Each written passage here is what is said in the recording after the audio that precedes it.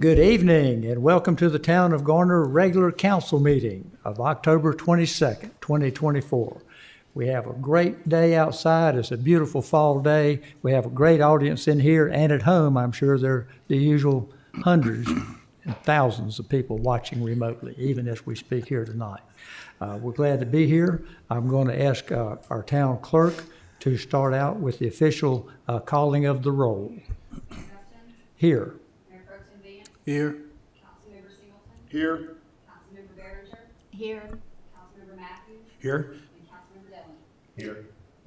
Thank you. And I'm going to ask Council Member Kathy Behringer to lead us in the Pledge of Allegiance and the invocation.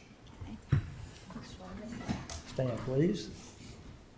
I pledge allegiance to the flag of the United States of America and to the republic for which it stands, one nation, under God, indivisible, with liberty and justice for all.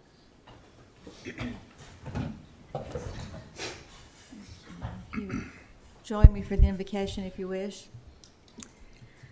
Father God, we come before you tonight asking for grace and wisdom as we address the request before us. We also pray for your mercy and grace for the people in the western part of our state and in other states as they try to repair the damages and attempt to put their lives back together. We thank you for the good work that's already been done and ask for your guidance and blessing on work yet to be done. And we also pray for mercy in the wars in Gaza and the Ukraine. Amen.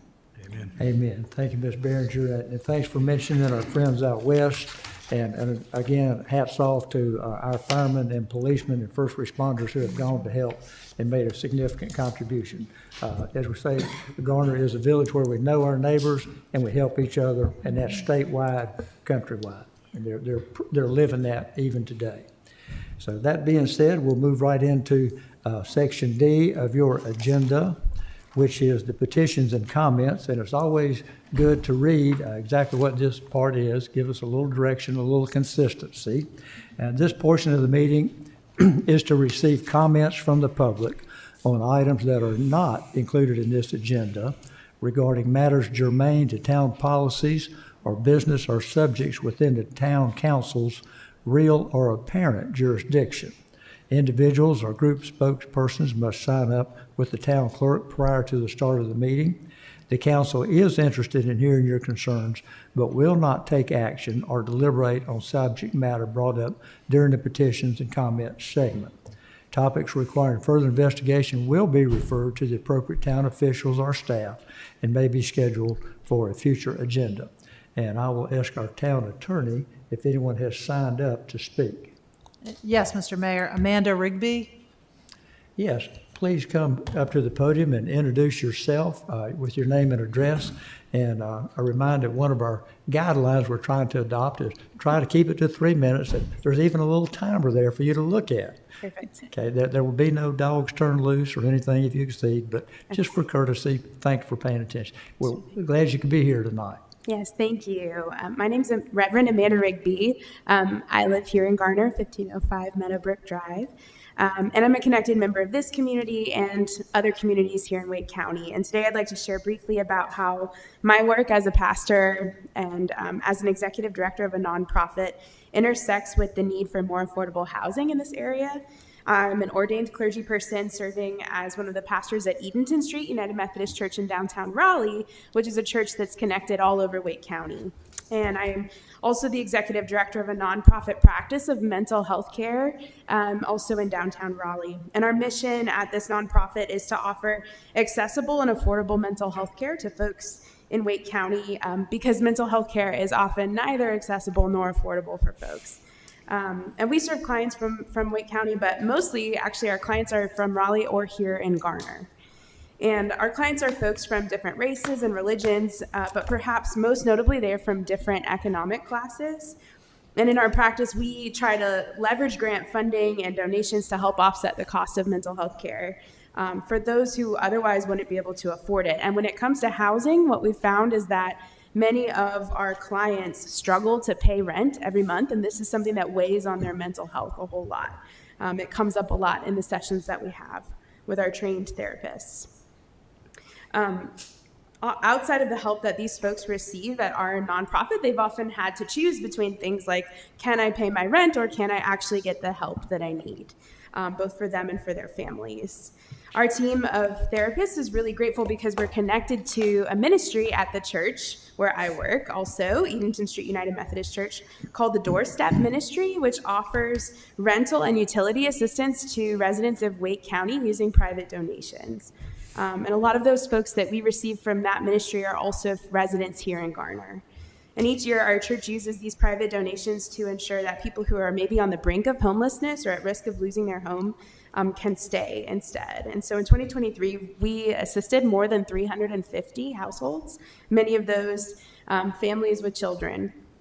And we used over $100,000 of private funds donated from members of our church and members of the community who are concerned about this issue as well.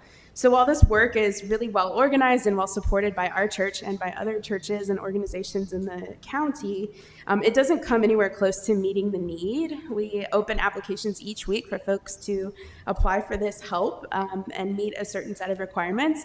And we have volunteers that interview these folks to make sure that they actually are in need. But each week we have to turn away tens, if not more than 100 households who are requesting our help. And they can apply again the next week, but there's only so much that we can do. And so while private institutions and nonprofits can do their best to help those who are in crisis, a more comprehensive, affordable housing plan here in Garner and in other places in Wake County would go such a long way to addressing this great need. These are folks who are employed, but whose expenses for their families quickly put them in danger of losing their homes. Many of them face rent increases year after year. As well as massive spikes in inflation, all of which cannot be sustained by their income, which rarely increases at the same rate as all of those other price hikes. And so as a pastor and as a Christian, my faith compels me to care for these people who are at risk of losing their homes. But even more than that, my humanity compels me to care. And so I hope our town will continue to act from a place of humanity as we seek to address the very real issue of housing insecurity in our town. Thank you so much. Well, thank you very much, not only for the work that you and your church is doing, but for the message that you bring us and the reminder of this very, very important topic that's close to our hearts. We won't elaborate on it much, but of course, we started an affordable housing task force. Yes. That we're all in on. They're making great progress. Yes. We've expanded our website to have lots of information for people in that situation. Mostly it's pointing toward resources and ways they can get help. But thank you again for all that you do. Yes, thank you. Thank you. Is that all that we have signed up to speak? Yes. Thank you. We'll move right along to adoption of the agenda. And I'll ask council members, is there a motion and a second to adopt the agenda that's been published? So moved. There's a motion by Mr. Vanson. Did I hear a second from Mr. Matthews? All in favor of adopting the agenda, please signify by saying aye. Aye. Any opposed by nay? Hearing none, that passes unanimously. Thank you. And now to one of my favorite parts of the program, presentations. And I get to start by passing the microphone figuratively to our town attorney, Ms. Terry Jones, to fill us in on a very important project we've embarked on. It's something we're very proud to recognize the progress that we've made. Ms. Jones. Thank you, Mr. Mayor, members of council.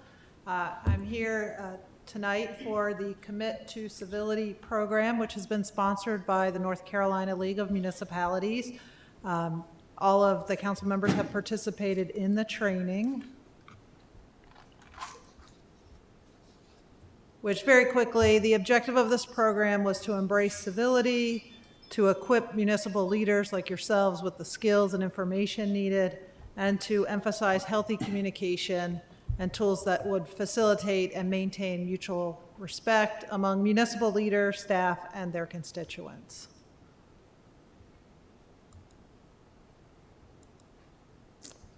So the League's program embraces 9 pillars of civility, which you'll see on the screen. And then part of this program was at least 75% of the governing board, the town council, had to complete the Commit to Civility training. Each member needed to commit the civility pledge, and then town council would need to adopt a civility resolution. And once all of those steps are completed, the town of Garner could be recognized by the League of Municipalities as a Commit to Civility community or a civil community. So each of the members have signed their Commit to Civility pledge after they attended the training. And the resolution that I've proposed for you tonight is resolution number 2024-2612, which goes through the pledge to practice and promote civility within the town of Garner. So as I mentioned before, the mayor and all 5 council members have attended the League of Municipalities Commit to Civility training. The mayor and all 5 council members have signed the Commit to Civility pledge. And I'm now asking the town council to adopt resolution 2024-2162 to complete the League's Commit to Civility program. Thank you. And before I ask the council members if they have questions or comments, which I'm pretty sure they all do, I just want to go on record as saying we started this process several months ago, and it was not in reaction to bad behavior. It was proactive to make ourselves better and more cooperative and better role models for all of our citizens, all of our partners, as we work together toward the common goal. We just wanted to make sure that we can be courteous and civil and cooperative as we all tackle the goals we all believe in. That being said, I greatly appreciate the effort that all of our council members have put into studying, taking the class, and continuing to practice this. You never perfect this, you continue to practice this through a lifetime. That being said, I think I'll call on Mayor Pro Tem, Mr. Vance, for any questions or comments she might have. I have no questions. Okay, comments, questions? Just a statement. Yeah, pull your mic down. Let's talk in the Okay, mic. I'll talk in the I gotta keep reminding everybody, get that mic up close. Thank Some of us on this end have a little difficulty hearing. Anything you can do to project helps us. Thank you. Thank you. Yeah, just had an opportunity to reflect on our process and goals, and had some thoughts on it. That civility requires a healthy and affirmative intolerance for incivility, and that civility is not merely about manners and being polite in the appearance of kindness. It's about zealously preserving the forum for discourse and disagreement, not over facts, but wading through differences born of personal experience and perspective on the facts. Hearing and actively listening to one another as a council and a community. Civility is about accountability and the maintenance of mutual respect. It's not just the intentional adherence to a code or reliance on moral gravity. It's an active, personal, and collegial accountability. But even more importantly, it demands the fortitude to hold others accountable when they engage in disrespectful, demeaning, dismissive, divisive behavior or attempt to express disrespect to the people through deceit or misinformation. Hopefully, civility is something we expect from elected officials and the people we vote into office already, and hopefully something we value and we want modeled not just in Garner, but across this great state and this great nation. Perhaps this small step tonight by the 6 of us very different elected officials thrown together through our common love for Garner is one in the right direction for us all. Thank you. Ms. Behringer. Yes, sir. I was privileged to attend the initial Commit to Civility class at the League Conference last spring, and I've been very happy to see that all of our council, including the mayor, has completed this course. And if I'm not mistaken, Ms. Jones, we are the first municipality in the state to have met the qualifications.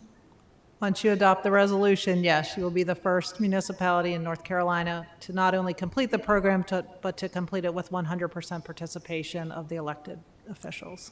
Thank you. And thank you for reminding me, I believe you're the one that kind of jump-started this little I am program. the one that said we needed to do this. Thank you, thank you. Mr. Singleton? Yes, Mr. Jones, point of clarification. On the screen, it says Resolution 2162, and in our agenda package, it says 2612. You are absolutely correct. That's a typo on my part. Yeah, I just want to make sure whoever made the motion made the right resolution. Just checking. Thank you. Which one is correct? 2612 is the correct number. 2612. Other comments, questions? Comments? I echo what Mr. Dillon just said. I think he very eloquently put it, and what he says could go for all of us. And we've all talked about this and trying to be better at what we do. And it's always a learned experience. And we as councilmen, we all have challenges. You know, we try to deal with so much going on and growth and what have you in our town, and trying to make good choices and try to represent the people well. And it's nights that really can get challenging. I'll be the first to tell you, and I've done this a long time, and it will always be challenging. But I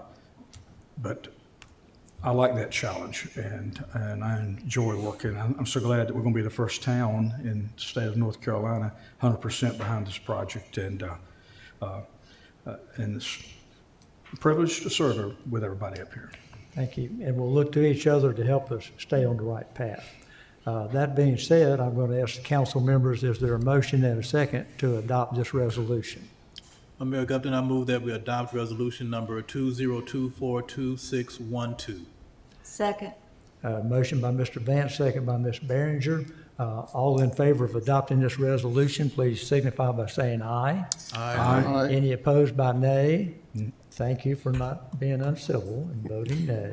It passes unanimously. That's just great. And back to you, Ms. Jones. Yes, so we would ask if council members would come forward so we could take a photograph, and also invite Ms. Vicki Miller, who's the Director of Learning and Development from the League of Municipalities, to join you in that photograph. Excellent. Photo op down here, kids. Come on. Let's stop by hair and makeup on the way. Make sure we're looking good.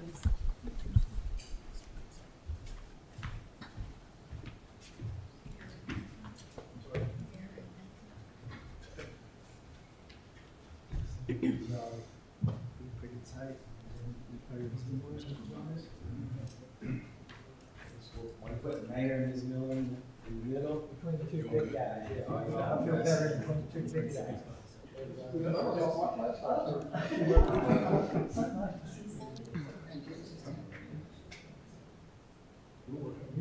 Here's the resolution that's set. Yeah, you wanna open that, you wanna show it?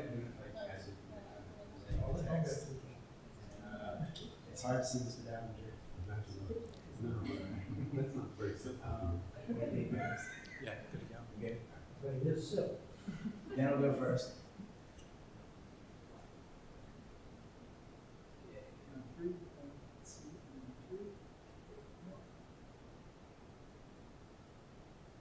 Thank you. Now, if you would take their pictures too, while you're just.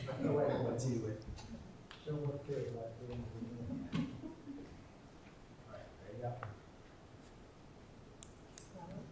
Thank you. Thanks so much for coming.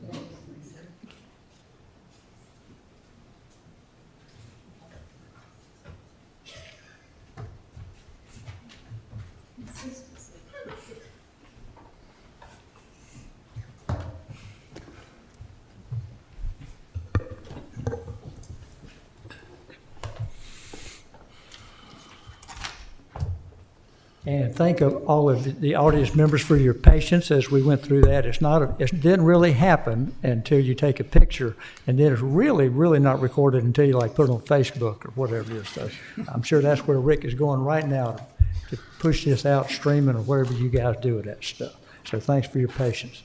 And next on the agenda tonight, we're very fortunate to have some representatives of the Wake County Public Schools system to talk to us about the strategic plan. These are some of our key partners in serving our clients. We have several that are so important, like the school system that we all use or have exposure to. It's kind of like NCDOT. They're big, they're important, they're not us. We get blamed for things they do or don't do, kind of like with the schools. We don't get much credit for the great things they do, but we sure hear about it if somebody's unhappy about their assignment. Thank you so much for joining us tonight. If you'll introduce yourselves and tell us a little bit about the strategic plan and what's going on. Yes, thank you so much. We really appreciate the opportunity to join you. I am Leanne Alford-Keith. I am Senior Director for Innovative and Strategic Initiatives, and I am joined tonight by Dr. Brooksy Sturdivant, who is our Community Engagement Fellow. Dr. Clinton Robinson, who is the Chief of Staff, had originally planned to join as well, and he sends his apologies as something did come up tonight and he wasn't able to make it.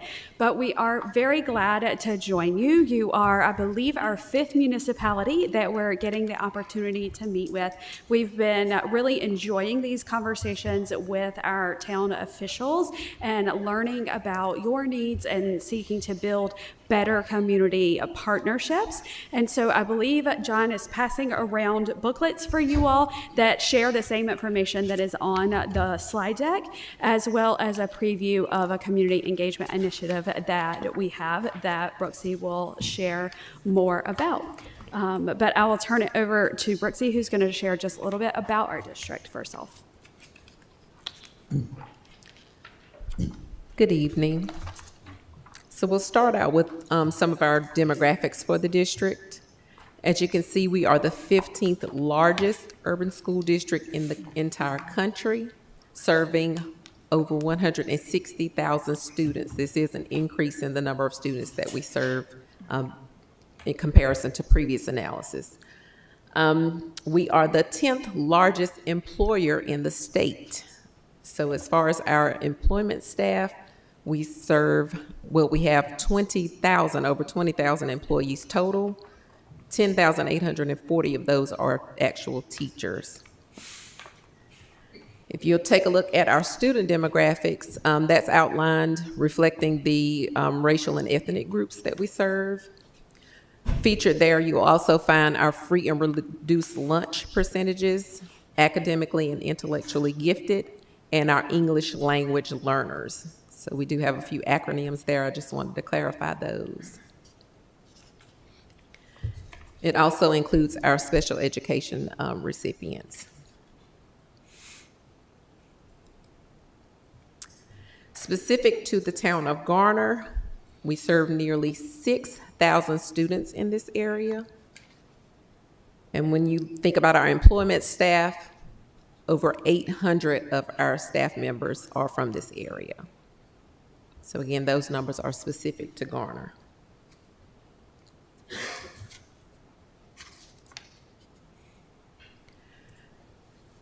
So all of our work is driven by the strategic plan, which you'll hear more about as we proceed. We have a mission and a vision for our work. Our mission just speaks to the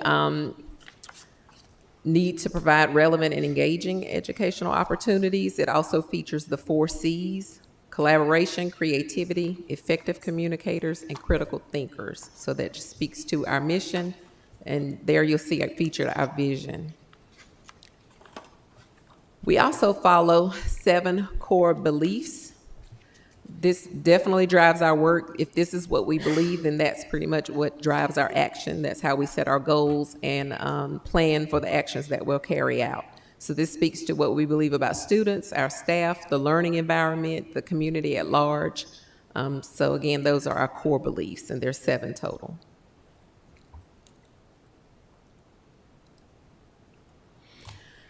This new strategic plan shows a recommitment to some of our previous initiatives. Core academics is definitely key, so we're continuing that work. I mentioned the 4 C's, that's also included and was included in the previous plan, and emphasis on family engagement and high quality staff.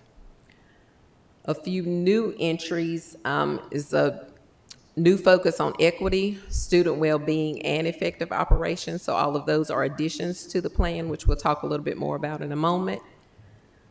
And we have our goals now set around excellence and equity. So when we came up with those goals, we just had those two key indicators in mind. How can we improve in those areas to demonstrate excellence and to achieve equity? And I'll pass it back to Dr. Alfred Keith for more details about the strat plan. Thank you, Brooksy. So this is our strategic plan framework. You can see that we have 3 priorities and 4 essential pillars. And with those 3 priorities, you see overall it's about student knowledge and skills, student dispositions and well-being and behavioral health, and operational effectiveness. And each of those is supported by our 4 strategic pillars. And those pillars are essential to help us achieve any of those priorities. So you can see there are elements of high quality instruction that would actually fit into each of those priorities, or certainly we depend on high quality staff in each of those priorities. In the booklet you have, it has more details about how those are matrixed with aims, which are specific measurable targets that we are going for, where we know we're advancing both the pillars and the priorities at the same time. But for the purpose of our discussion, we're going to keep it mostly on the priority level tonight and walk through our goals for each of those. So the first is priority 1, student knowledge and skills. As you know, this is our first and foremost task as a school district, is to make sure that our students are prepared for the future. Brooksy mentioned the 4 C's. That's the first element of these student knowledge and skills, are those aspects of college and career readiness. And then also we know that there are various different types of literacies: traditional literacy like reading, but also mathematical literacy, and again, your softer skills, your things that prepare you for the real world, such as digital literacy, financial literacy, and those other content areas that make it enriching and help students to connect to school, like the arts or co-curricular activities. And then you see our 3 goals here. As Dr. Sturdivant mentioned, each has an equity and an excellence component. And our first one is the graduation rate. In our last strategic plan, we were shooting for a 95% graduation rate. We didn't quite get there. We got to close to 92%. And so we're shooting even higher now at 98%. The special thing about that graduation rate is that if we are able to achieve a 98% 4-year cohort graduation rate, which is how it's measured by the state, that would in fact be every student for whom a 4-year graduation rate is most appropriate graduating on time. We do have students who have individualized education plans or who are pursuing a 2-year associate's degree at the same time as their college diploma and therefore take 5 years in high school. So we have some special situations where a 4-year graduation rate wouldn't actually be in the best interest of the student, but for 98% of our students, that's what's most appropriate. So that's what we're shooting for there, is really that every child graduates on the timeline that meets their needs. In order to do that, we will have to look at closing gaps among groups to make that possible.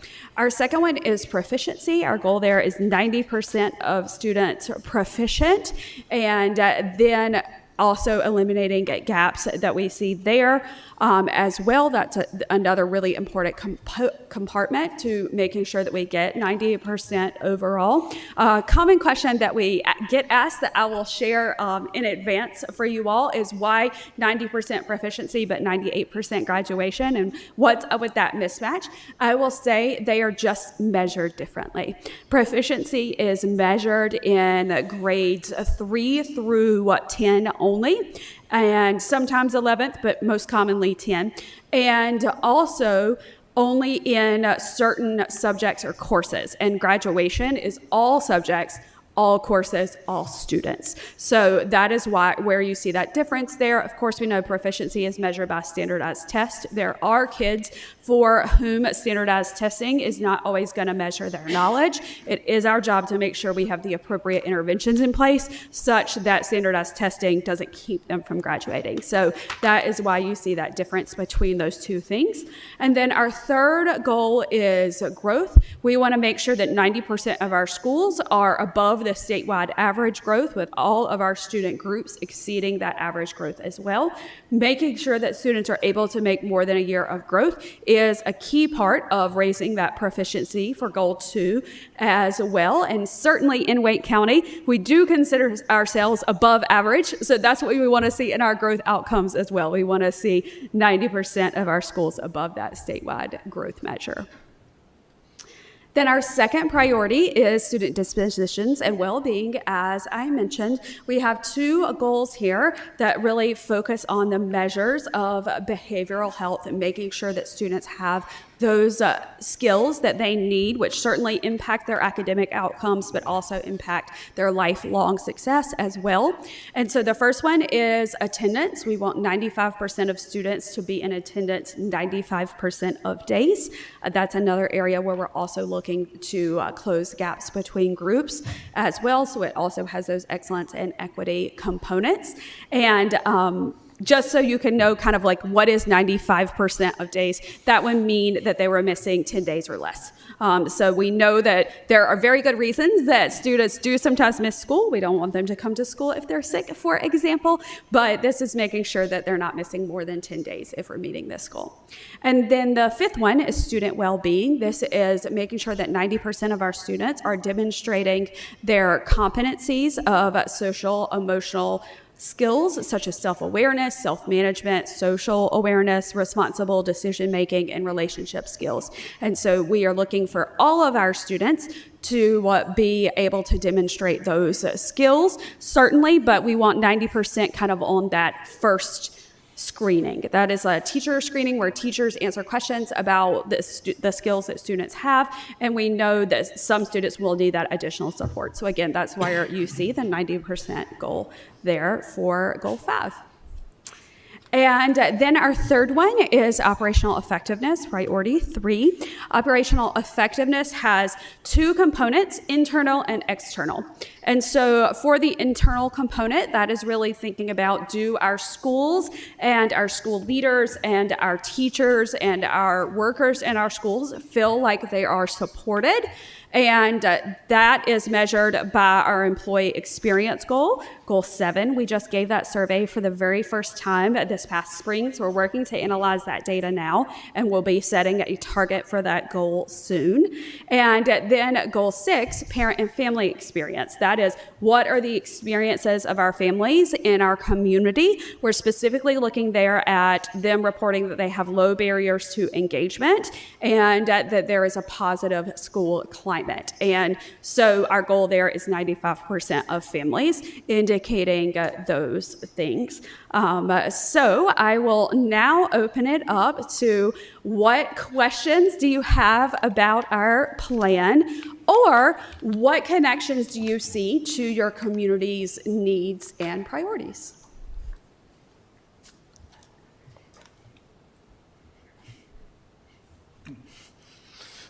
Got a question, a comment, if I may? Yes.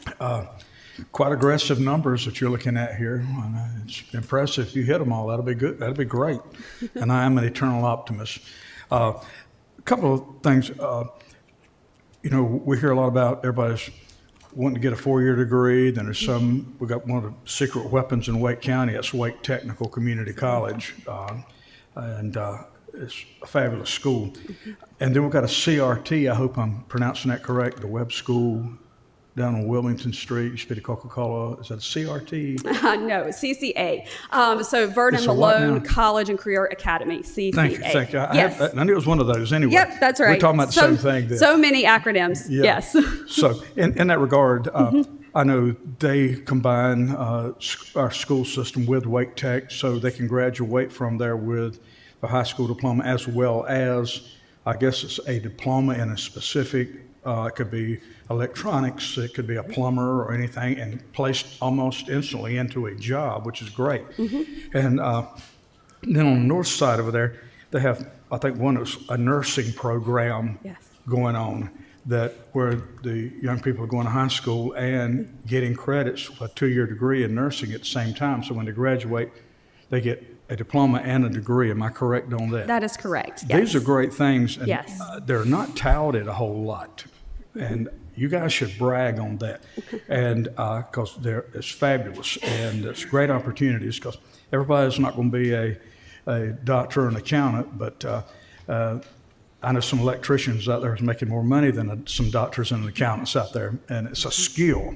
And we all need it with all the growth we got going. These excellent, but these schools, you guys really, these numbers are great. That should be a part of that, because so many young people today, they don't realize we can go to get my 2 years or ever how long it is in high school at the same time, get an associate degree from Wake Tech Community College, and graduate from high school with a degree, a diploma, and a job. And that ain't bad, as we say back home. So I hope y'all will continue that and grow that even more, because times are changing and there's a great opportunity for that. So congratulations on what your target is here. But if you could include some of that in there with, I think it'll just kick it up another notch that you wouldn't believe, and promote that, really promote that, because they need to hear about it. Absolutely. That's a great suggestion. And what's that acronym again? CCA, College CT. and Career Academy. And yes, that is an example of the students who don't graduate in 4 years because they're with us for 5 years and they graduate with a high school diploma and an associate's degree. And as you said, that comes with a career certification. We actually have 6 of those programs. You highlighted 2, but we actually have 6. So yeah, we should be advertising those even more. I will say all of our high schools also have a partnership with Wake Tech. So in our larger traditional high schools, we do have AP courses that are available, and in many schools, IB courses as well, that are for college credit. But also, all of them have something that we call Career College Promise Dual Enrollment, which means that Wake Tech classes are available to any high school student at any high school as well. Some online, sometimes traveling to your nearest Wake Tech site, but it is a good option for families as well. Even if they're not one of those career paths that has the opportunity to get an associate's, they do have the opportunity to take like basic community college math, community college literacy, community college foreign language, and some of those things, and have some credits that are already available to them from Wake Tech. And also with that Career and College Promise, if students are choosing that option, any North Carolina university has to honor that credit. So that can be a really good option for students regardless of their career path, as you were saying. So yes, thank you for that tip. We'll add that moving forward. One more quick thing. Can we get a copy of that? I'm a numbers guy, what you presented. And, sure. And if you could do a little tag along, shoot it to us later, to our town manager, whomever, about those schools you're talking about. There's 6 of them, where they're at. Yep. And some numbers associated with it, because, people ask us and we can brag on it a little bit. Absolutely, we can do that. That's all I got, Mr. Mayor. Excellent points. Mr. Singleton, comments, questions? Just thank both of you for coming tonight and for presenting this information for us. Good information to have. Thank you. Thank you. Okay. Ms. Behringer. Wonderful presentation. It always helps to have our knowledge expanded so that we can then in turn spread the word. Thank you. Absolutely.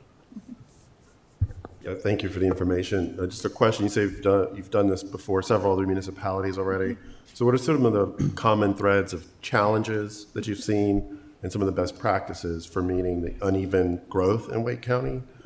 What are some of your observations on that?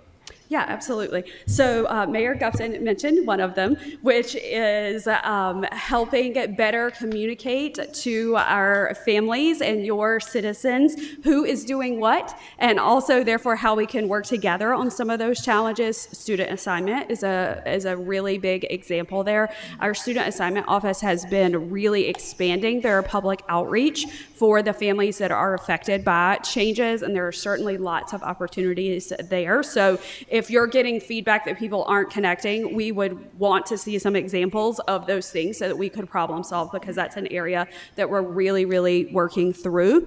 Another one that we have seen has been really effective is building relationships between the principals of the local schools and the town officials. That may be something that is a strength for you, but we did hear from one town that was something that they really needed. So we were able to arrange kind of a meet and greet for town officials and principals, because many, in a district our size, many community needs can differ even from maybe North Garner to South Garner. There might be different needs. And so having those principals be in touch with their town officials is another outcome that has come of our earlier presentations that was really effective. So again, if that's something that you feel like you need, we'd be happy to arrange something like that, as well as also just helping us get out the word, as Councilmember Matthews was mentioning, about what is available, because we do get a lot of feedback from various communities that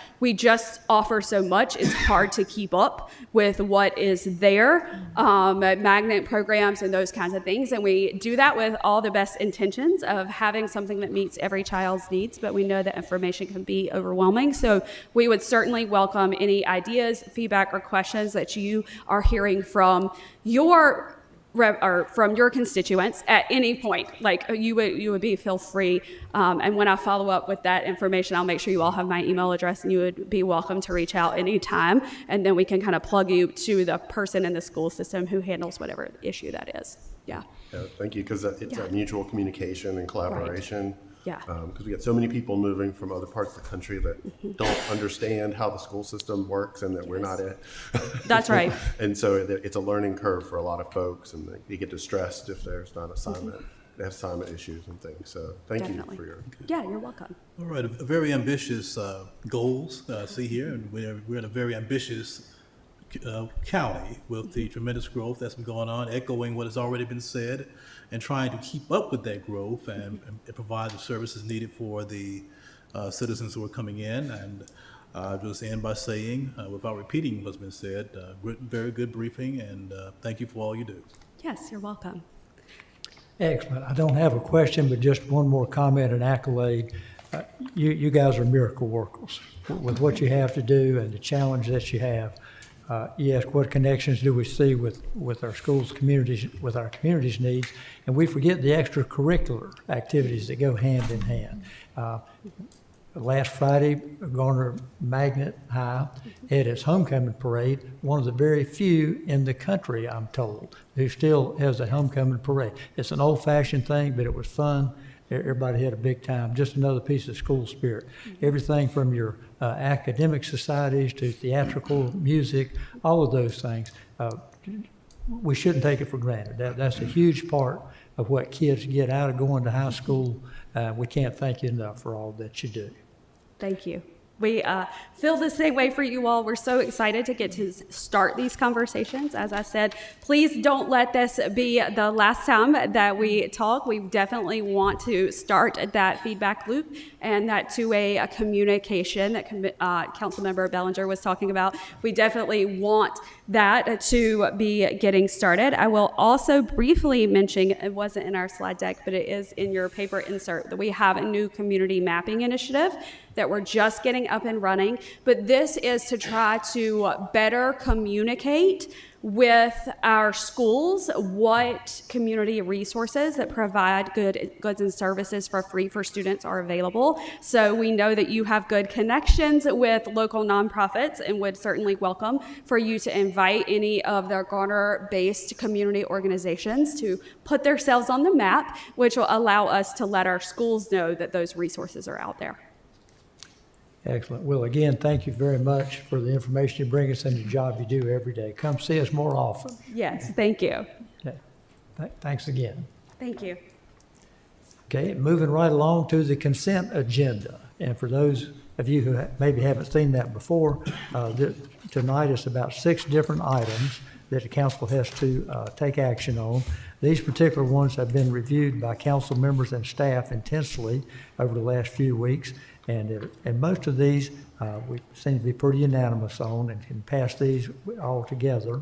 But have to ask if any council member wishes to remove any item from this consent agenda and give it more thorough discussion. If we don't have one to remove, then I will accept a motion to accept the consent agenda. So moved. There's a motion to accept the consent agenda. Second. And there's a second by Ms. Behringer. And I will ask all council members, if you want to accept the consent agenda, please signify by saying aye. Aye. If opposed by nay, hearing none, the consent agenda passes and is accepted. Thank you very much. Okay. Moving right along to one of the big highlights, public hearings, and we do have a couple on here tonight. Again, I'd like to read this reminder, disclaimer, description of what this is so we can continue to be consistent. Tonight's public hearings for annexations and rezonings are legislative hearings which do not require sworn testimony. However, persons interested in speaking, including the applicant, must sign up with the town clerk. Town staff will present a brief presentation followed by the applicant, and other persons who wish to comment on the item will be recognized to speak. Again, we request any groups of individuals with the same position to designate a representative to speak for the group. At this point, I might just elaborate a little bit more on the process that we're trying to use on these public hearings, on these deliberations, whether it's a public hearing or whether it's old business with a rezoning. But just to restate kind of the obvious, we get a presentation from staff, planning staff who's been reviewing this, gives us the highlights. We get a presentation from the applicant, the developer, the property owner, about what they want to do. And what we'd like to do, we're kind of taking a lesson from last week's work session, which was a closed session, and this worked pretty well. We let the first person speak and complete. We let the second person, the applicant, speak and complete. And as much as we have important things on our mind, we have to write these down as notes, and then we come back and ask some clarifying questions from the council members, kind of one at a time in order so that everybody gets a chance to speak. And they ask a question with a follow-up question as first round. And then somewhere in this process, after the basic decision, basic information been gathered, then we get a motion and a second. And then when we can get a motion and a second to make a decision, that's when we can have further discussion, further details, further debate among the council members as they analyze the information that they've gathered. So we'll try to make sure under the code of ethics and commitment to civility that we're civil and sensitive to everyone being able to speak and to get their turn in, including the public. So that being said, that brings us over to the first item tonight on the public hearing, which is number one on your agenda, voluntary contiguous annexation petition related to the 2311 Parkway Drive. Our presenter is Mr. Triesenberg, our planning director. Can you give us a little overview of this, Mr. Triesenberg?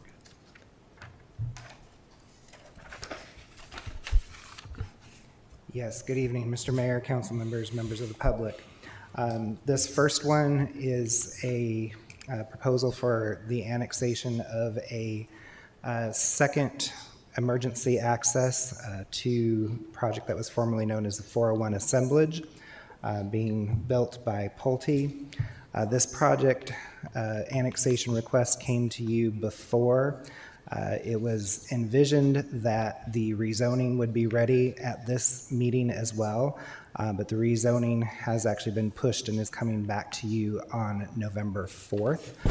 So we are asking that this case be continued again to November 4th so that the annexation and rezoning may be considered together. Okay, that makes sense to me. Are there any questions from council on the request to continue the hearing to a different date? Okay, well, that being the case, we'll ask council members for a motion and a second to continue the hearing to November 4th. Is there a motion? So moved. Mr. Vance makes the motion. Second by Mr. Singleton. All in favor of continuing the hearing, please signify by saying aye.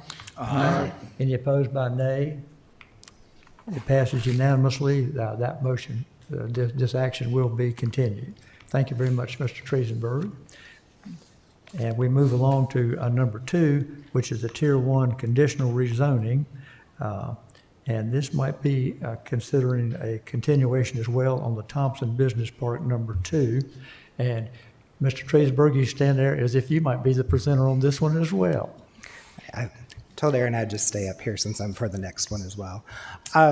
Yes, at the request of the applicant, this one for the Thompson Business Park, has been requested to be continued to the meeting of November 4th as well, due to just some last-minute confusion on the exact boundaries of the project. But yes, the applicant's representative is here tonight if you'd like to hear from them as well. Okay. Any questions from council members on this request? And let me also double check with our town attorney to see if we've had any individuals who have signed up to speak on this topic. The only individual signed up only wants to speak on the merits of it and is available to come back on the 4th. Very good. Just want to make sure we're going by the process. Okay. And likewise, the applicant is satisfied with the presentation, doesn't want to speak again. Okay. That being said, I'll ask council members for a motion to continue this to the November 4th. Is there a motion? So moved. Second? Moved by Mr. Singleton, second by Mr. Vance. Yes. All in favor of continuing this case to the regular meeting November 4th, please signify by saying aye. Aye. Any opposed by nay? Hearing none, it passes unanimously. Thank you very much. Moving right along to number 3 on here, which is a voluntary satellite annexation related to the Auburn Station development down there. And I'm going to recognize Mr. Triesenberg, our planning director, as the presenter of the staff portion.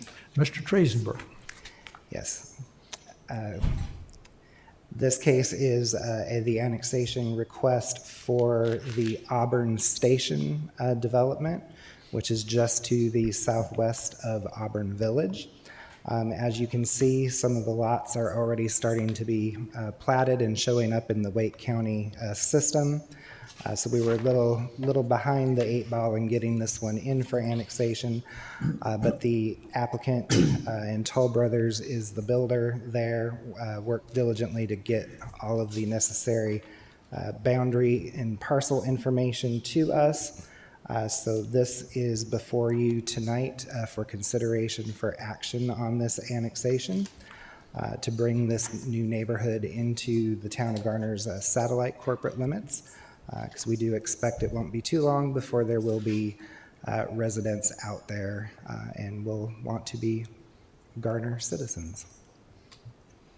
Again, if you have any questions, I'll be happy to answer them. The applicant does have a representative here as well if you'd like to hear from them. Is the applicant going to make a presentation? No, Okay. only if you have questions. Okay. That being said, I'll ask the council members if you have questions for Mr. Triesenberg or the applicant on this motion, the annexation at Auburn Station. Just one question, Mayor. In reference to the type of development here, is this a 55-plus development they're speaking of? That is correct. Okay, that's the only question I had. Just to refresh my memory, what road improvements accompanied this along Auburn-Knightdale Road? I know that there was widening along both Auburn-Knightdale and East Garner, and I believe that there were also some improvements at the intersection as well. Any questions? Any other questions or comments on this one? Thank you. Yeah, we gave it a pretty thorough look back during the rezoning. This is the tail of the dog, you might say, who generally follows. But thanks for those questions and updates on that. And I'll ask our town attorney, are there any individuals signed up to speak on this topic? No members of the public have signed up tonight on this item. Okay. Well, that being the case, I will close the public hearing, and I'll ask council members for a motion and a second to approve this ordinance, this annexation. I move that we adopt the ordinance 2024-5294. Second? Motion by Mr. Vance, second by Mr. Matthews. I will ask for a voice vote. All in favor of adopting this ordinance, please signify by saying aye. Aye. Any opposed by nay? Nay. Okay, I hear a 4-1, 4 in favor and 1 against the annexation. It passes 4-1. Thank you very much. We'll move ahead to the next item, number 4, under public hearings. And this one is a rezoning, a conditional rezoning related to Garner Industrial number 6. Our presenter is Aaron Joseph, our Assistant Planning Director. who'll give us an overview about the site on Guy Road, and then we'll see what other individuals we might be hearing from. Ms. Joseph. Good evening. Thank you, Mayor and council members, members of the public. It's good to see you all this evening. I will present case CZ 24005, also known as Garner Industrial 6. Applicant Taylor Hollinshead of Bolton and Mink has applied for the request to rezone on behalf of the property owners. This is a Tier 1 conditional rezoning, so it does not have a master plan associated with it, but they have proffered conditions above and beyond what the UDO calls for. They are requesting to rezone 4520 Guy Road from rural agricultural to light industrial, approximately 33.62 acres. So the current uses of the site, it's vacant. It's within our town's ETJ. And much of the land surrounding the area is comprised of rural land, some residential. Utilities are adjacent on Guy Road, and some commercial industrial uses that front along US Highway 70 East.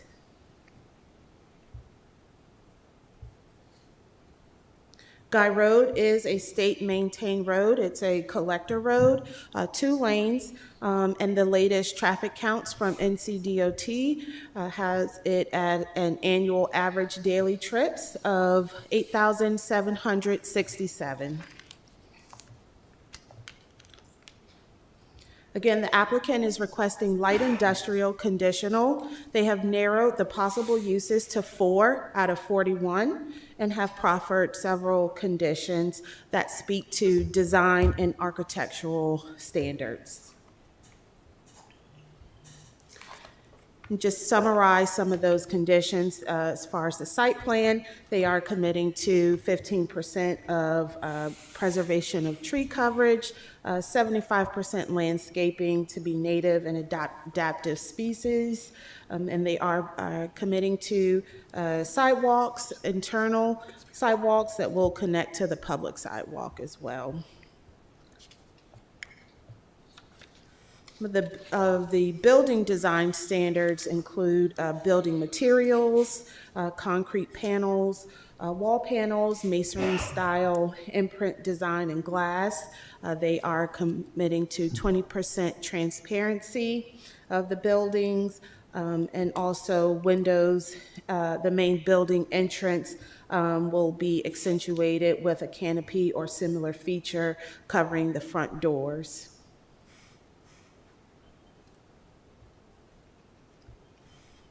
Also, paint finishings and colors they have committed to as well. The applicant completed a traffic impact analysis in July of this year. There were 3 scenarios that were proposed, but one was denied by NCDOT. So you do have 2 scenarios with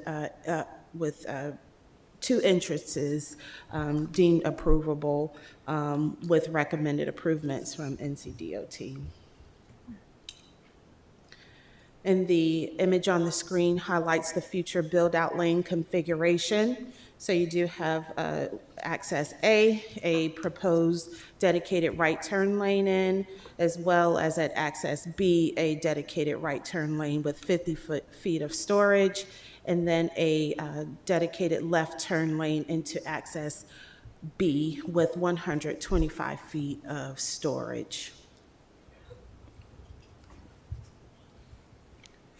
The applicant conducted a neighborhood meeting in April of this year, and you have the meeting report attached to the staff report. There were 33 letters mailed and 2 attendees.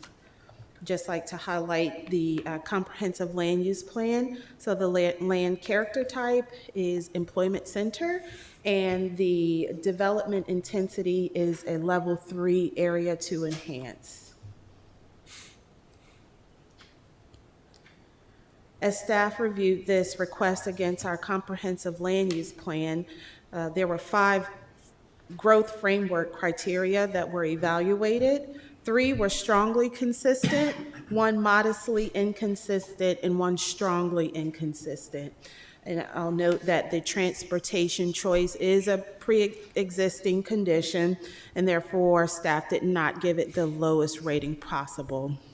However, the open space and natural features was rated negatively with the lack of commitment to a specific open space feature. With the land use and community character consistency, 11 criteria were determined to be applicable. 1 was strongly consistent, 4 modestly consistent, or 3 that were split, and the 1 modestly inconsistent, that it was not clear that the project promotes increased development density or overall mix of uses. And the 2 strongly inconsistencies were due to no commitment, indicating at this point any commitment to green stormwater infrastructure or a minimum increase in open space requirements for private property adjacent to the public realm.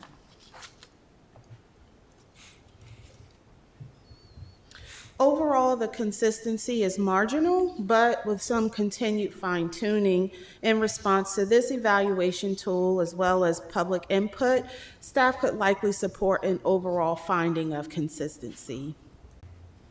So the next steps would be to finish conducting and close the public hearing, to refer the case to the Planning Commission for findings of consistency with our adopted plans and policies, and to provide a recommendation to deny or approve. And then finally back to Town Council with evaluation of reasonableness and a decision to approve or deny. And that concludes my presentation. I'll be on standby. The applicant is here this evening and has prepared a presentation and to answer any questions you all may have. Well, excellent. Thank you for the information, and we'll try our new process here where we've heard you uninterrupted. Let's hear the applicant who may answer some questions that we already have in our mind. Then we'll come back and have the council ask a round of clarifying questions if they choose. So Yes, thank sir. you, and be on standby, just Yes, as sir. you said. Thank you. And we could have the applicant approach the podium, please. Introduce yourself, name and address, and we're eager to hear what you have to say on this project. My name is Justin Parker, 4509 Creedmoor Road, Suite 500, Raleigh, 27612. Good evening, Mr. Mayor Pro Tem, council members. Thank you so much for having us here this evening. We're excited to present this project to you. I have some other team members with me tonight that I'd like to introduce as well. Also with my company, Al Nair, is Pat Moore, the architect on the project.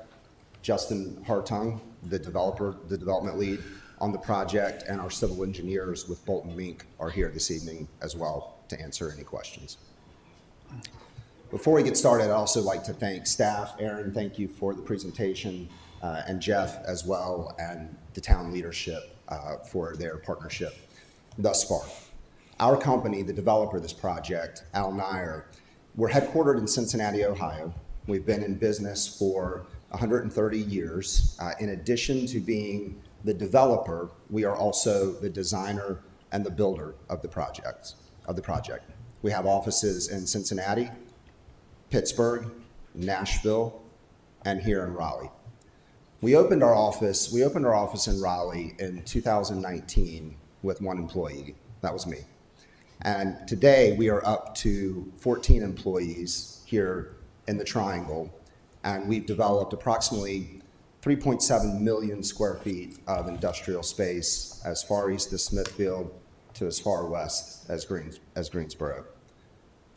Relevant to the discussion tonight is that our very first project in this state, in this market, was Garner Business Park 70, which is located a short distance from the project that we're presenting tonight. Garner Business Park 70 included 5 buildings, 5 industrial buildings that are displayed on the screen in front of you and behind you. These 5 buildings totaled approximately 863,000 square feet. Each of these buildings are fully leased at this point and have attracted high-quality companies and jobs to Garner. Some of our clients at this park include Lowe's Home Improvement, Ferguson, and MD Logistics, who supports the life sciences industry. Some of you may remember that the catalyst for this project was a public-private partnership between Al Nair and the town of Garner to bring sewer to this site to ultimately unlock this successful development and again increase the tax base and create jobs. We are so grateful for that partnership that got our company started here in the Triangle and are pleased to be here tonight to present this project to you. With that, I'm going to turn it over to my teammate, Pat Moore, to talk more about the details and the particulars of the project. Thanks, Justin. Good evening. My name is Pat Moore. I'm Vice President of Architecture with AN Architects in Cincinnati. We are Al Nair Developers, the architectural firm within. We are the project that, I'm going to learn how to work this, which is the left button or the, here we go. Not that tricky. The project we are proposing is one of our premium prototypes, and we're quite proud of. We're replicating the success that we had in our Garner Business Park in a premium product that has enhanced features. The building blocks are all there for the market. The building blocks are really something that we, across the country, we examine. We deal with brokers and prospective tenants and communities and make sure that we are meeting the intent of a project like this. And so all the building blocks are there. We have parking along the front at the ratios to meet the market demand, 128 parking spaces along the front with 100 in the future. And then in the back, we have 34 docks at the same ratio that the market typically demands. I would point out that this is a flex industrial project. It is not a distribution warehouse where you would, if this was a distribution warehouse, it would be taller, it would be larger, it would be double loaded where we only have docks on one side. There's multiple advantages to that. One of them is all the premium activity of the trucks is in the back. One thing that we take pride in being a developer as we go into different communities, and we want to be respectful of the community that we develop in. We know that people live in these communities and next door to our development, so we wanted to make sure that the buildings don't look like they just fell out of the sky, that there's some sensitivity to the neighbor, sensitivity to the community, respectful and prideful for the community that we develop in. I will point a couple things on the building design. So again, we're replicating what we found successful and worked with the city of Garner on our business park on 70, and that is taking a building that's 325 foot deep by 728 foot long. It's a large building, it's a taller building, and so how do we manage that? And working and collaborating with the city of Garner and their requirements, we break that down visually. And so we want to make sure that you see a base middle cap paint scheme. And those paint schemes are not flat. We have reveal patterns. All the horizontals that you see in the image are reveal patterns. They're 2 1/4 inches wide. They're 3/4 inches deep that are pressed into the concrete. We feel like that gives that, it energizes the elevations and adds visual interest. So you see the base middle cap, and then horizontally, we want to make sure that we don't have long, uninterrupted facades, which is a requirement from City of Garner as well. But as a good developer, and to make sure that we have a development that appeals to not just the community, but also prospective tenants, we want to make sure that we've dealt with that. And the way we do that is we vary the heights of the panels. We vary the depth of the panels. So you'll see some panel relief where we lap panels behind panels, and that creates shadow line and visual interest and breaks up the facade. So while it is a long building and a deep building, we feel like we've managed it visually, and it's proven to be successful in our Garner Business Park. We've also have quite a few enhancements That makes this a premium prototype for us. Along each of the entrances, we have two identified. We have full-height glass curtain wall. We have architectural metal panel, which is that'll create it'll create sun screen, but also add visual interest and a metal color. So we felt like that was a premium product. And then we have flanking each of the entrance, we have a brick form liner, which will replicate the brick that we also see in our Garner Business Park. Those are all premium enhancements we feel that are sensitive to the community, sensitive to Garner's requirements, and also prospective tenants. You know, we want a building that we're proud of in the very end. In addition to these, we are a sustainable company. And so I'm the chairman of our sustainability committee at Al Nair. And as such, we are constantly evaluating what can we do to promote and to make sure that we incorporate it into our developments. Some of those features include our white roof, TPO roof, which is the solar heat gain, will be minimized. But we also, our site lighting, we know oftentimes when we develop, lighting is an issue. And so we are trying to determine how can we deal with that. And so glare and lighting intensity and confusion to the wildlife are all sustainability strategies. So we've got our lighting package, our exterior lighting package is a dark sky compliant lighting package.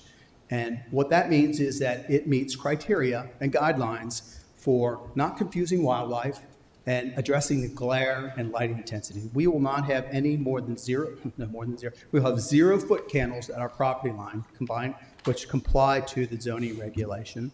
All of our lights, we understand that glare is an issue. So even though the lighting intensity is 0 at the property line, glare is a problem.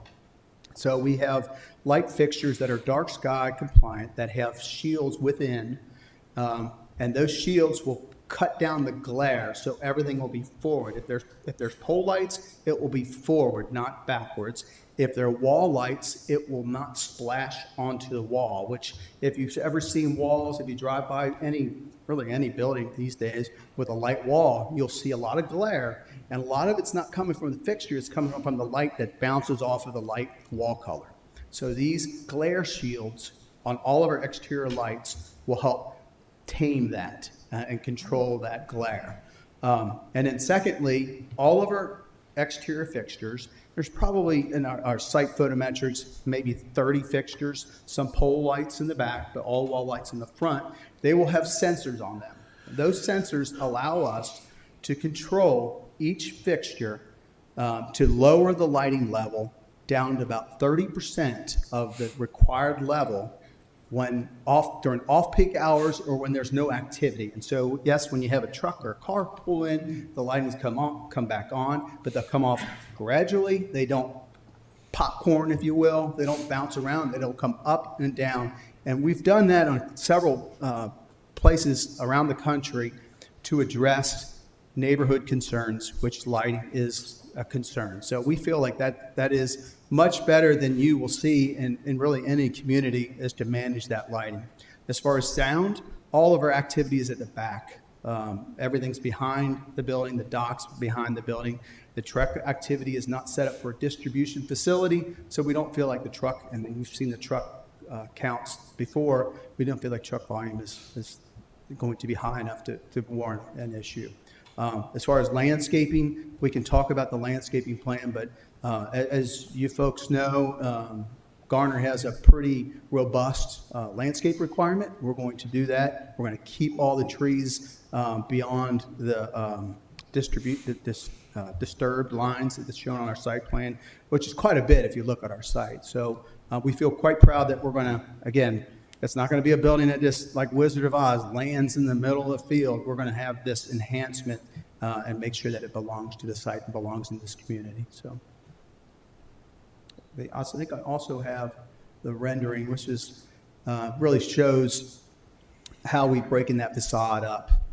Another sustainable strategy is we forget about the occupants. That's a sustainable strategy in that adding natural light for the inside. People don't want just skylights. They want to be able to see outside and have visual connectivity, see trees, see that sunny out or not sunny out. And so we feel like adding that also enhances the occupant's experience as well.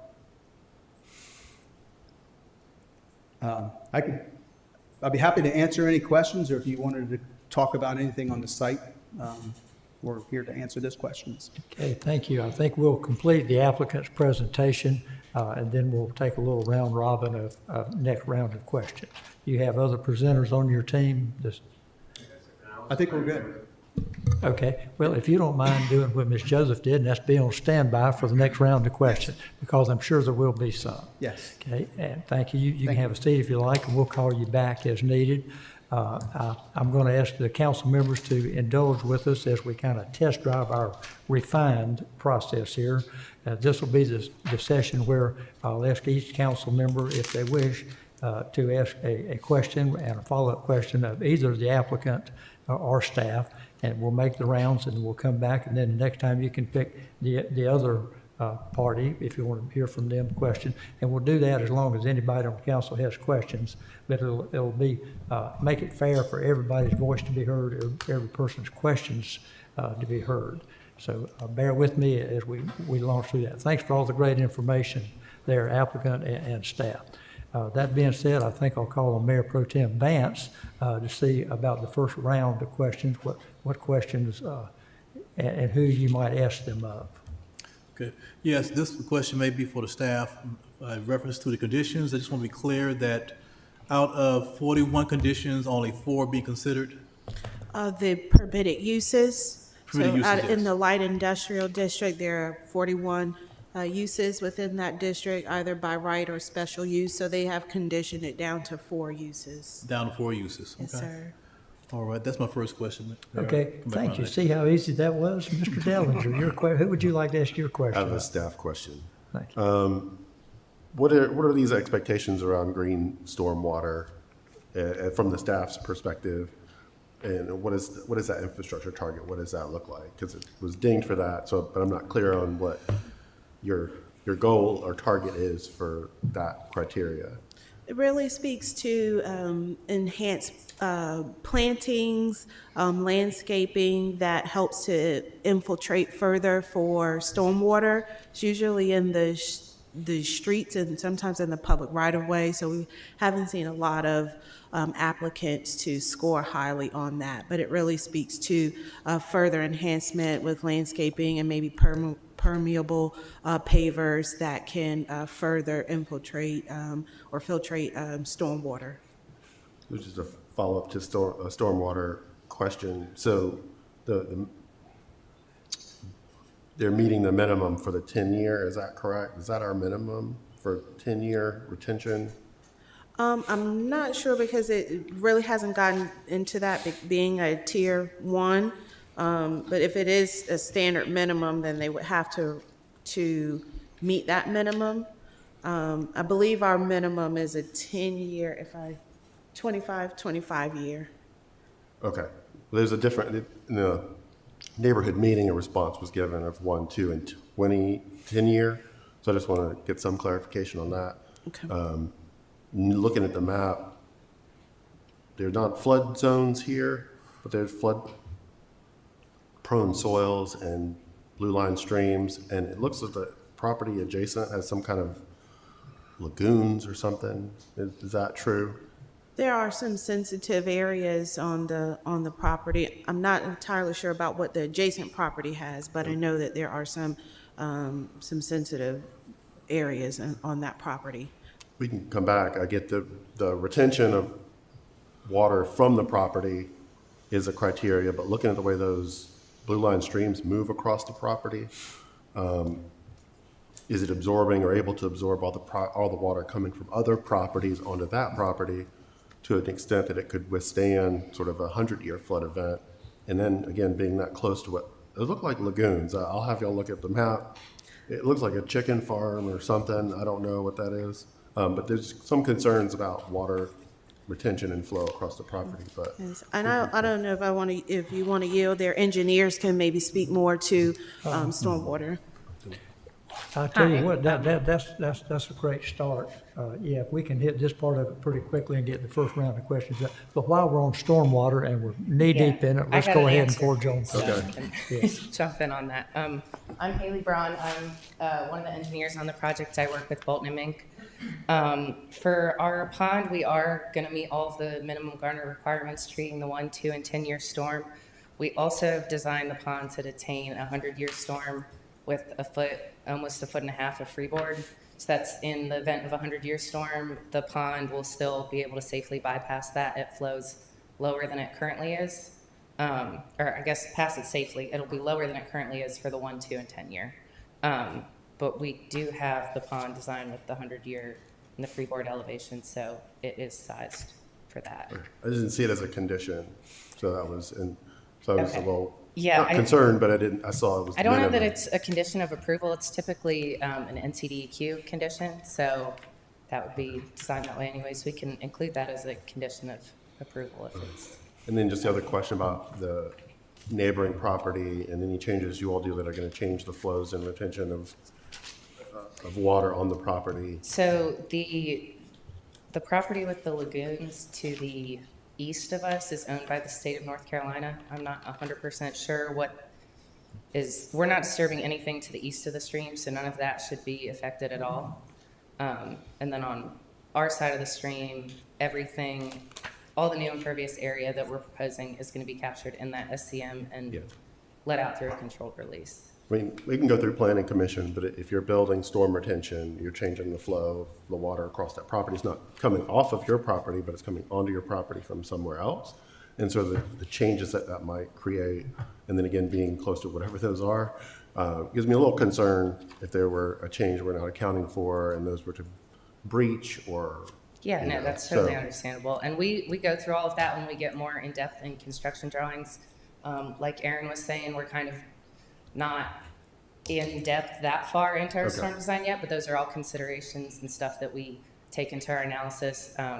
We do analyze the full flow coming to the site in both existing and proposed conditions, not just what is within our property boundary. We would look at that off-site flow coming from, we have a big parking lot above us and, like you said, lagoons to the side. So we would analyze that upstream if necessary in our analysis.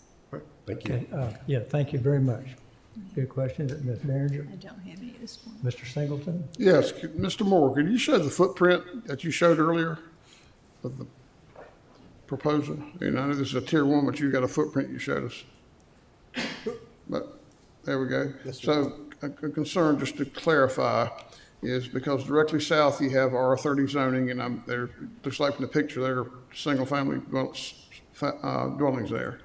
It states in here that the setback, 170 feet along Guy Road frontage and 300 feet along the southern border. So that's where you're saying your border is to where the road is approximately 300 feet.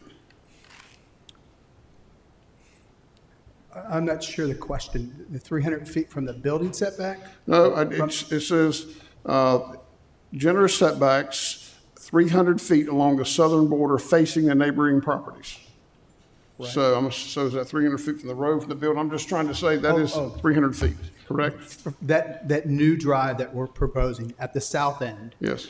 That's that 300 foot of buffer to the south property line. And you will follow it says in here there will be significant landscapings along the boundaries to enhance visual appeal and privacy. So you'll follow the town UDO in regards to landscaping along that southern border, because we got light industrial against residential, which is correct. I'll dramatically different use. Okay. Yeah, I mean, we're going to comply for that. Yes, for that buffer requirement. All right. Thank you. Yes, sir. Mr. Matthews? Nothing at this time.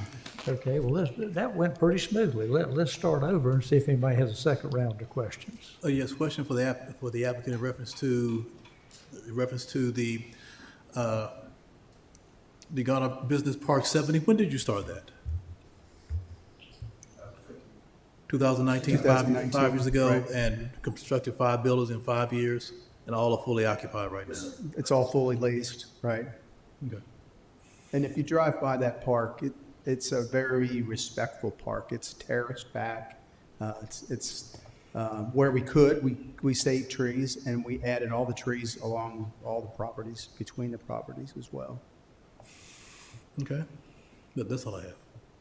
Okay, Mr. Dillinger, No further questions. Mr. Behringer, Mr. Singleton. And to follow up on Mr. Vance's question is, the partnership started 2 or 3 years before that, where we started working together and found the sewer down there, down Arbonite, down Rayner Road, I'm sorry, and moved it northeast toward this property, because we had some bond funds that we were able to use to help extend the sewer to that location, which helped to kick this off. And so that started maybe 15 or 16, because it took some time to get all that in place and get designed. That's why we keep Councilman Singleton around. He's a walking history book. I just remember that particular one. We were at a retreat, and we specifically talked about that with our economic development director at the time, Mr. Stallings, about how to if we are able to extend utilities, that there could be a significant project at the other end. So that's where that all came from years ago. Thank you. Excellent footnote. No question. Okay, well, that's, if there are not further questions at this point, what we'll be doing now is moving ahead with the idea of a motion and a second, and then we'll have another opportunity for council members to express themselves or talk amongst themselves with other issues, other questions. We may call back to the applicant or staff, but basically we're going to move to getting a motion and a second, have another opportunity for questions before we take a vote. So let me ask one other question. Do we have any members of the public who have signed up to speak? Yes, we do. Thank goodness.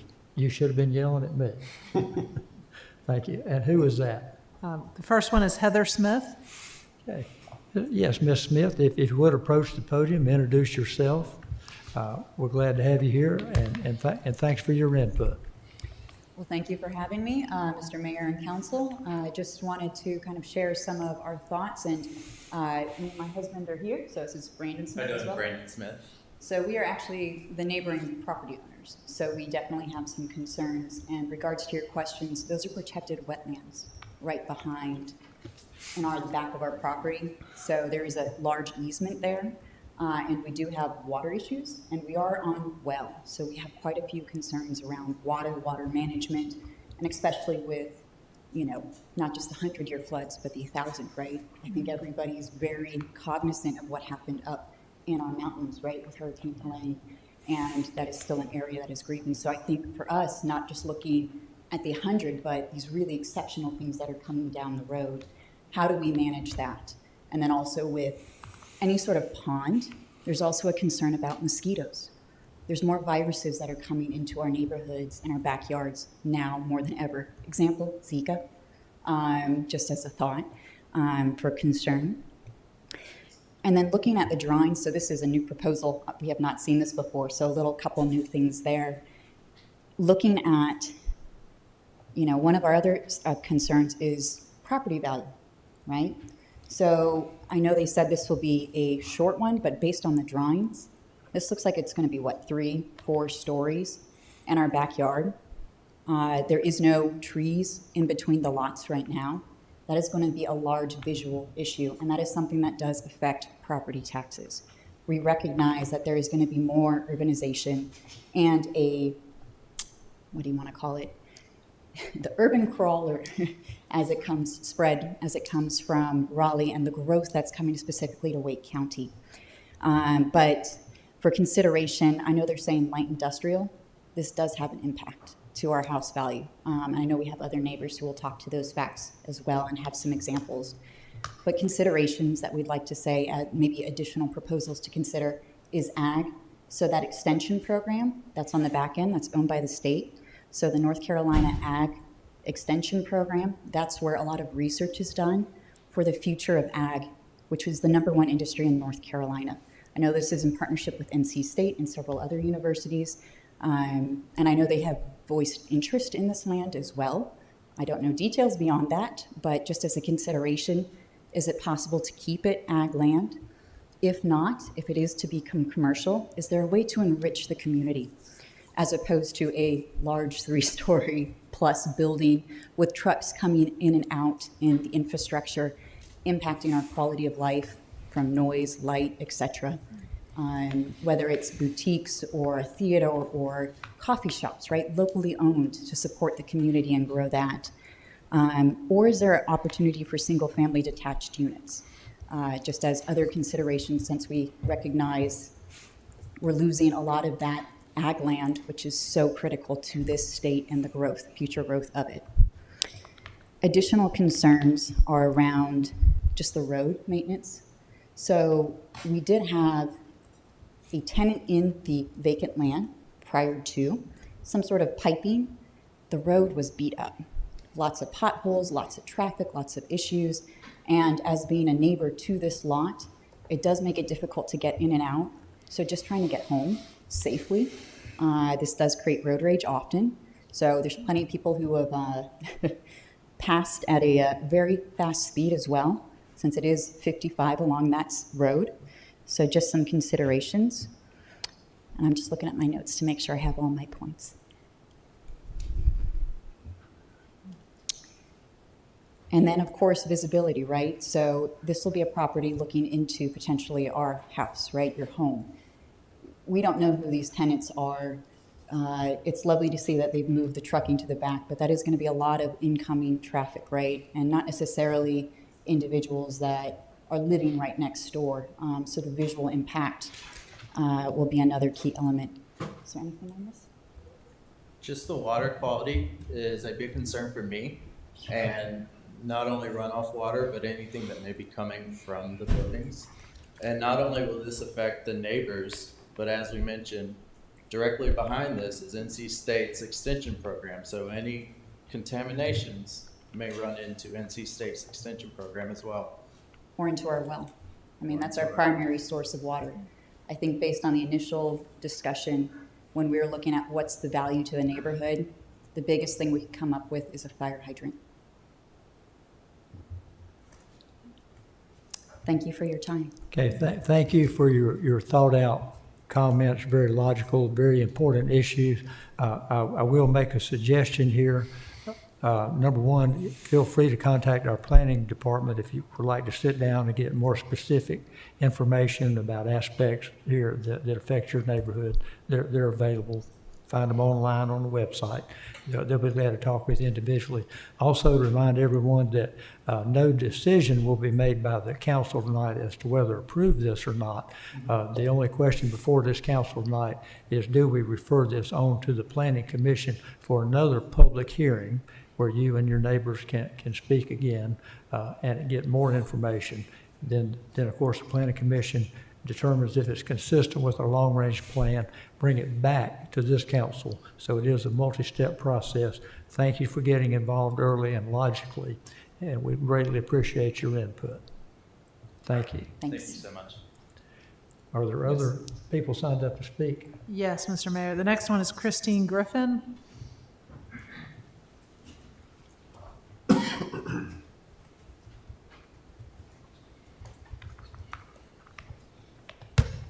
Hi, I'm Christine Griffin and my husband Gary Griffin. We reside at 4424 Guy Road, so we're the neighbors.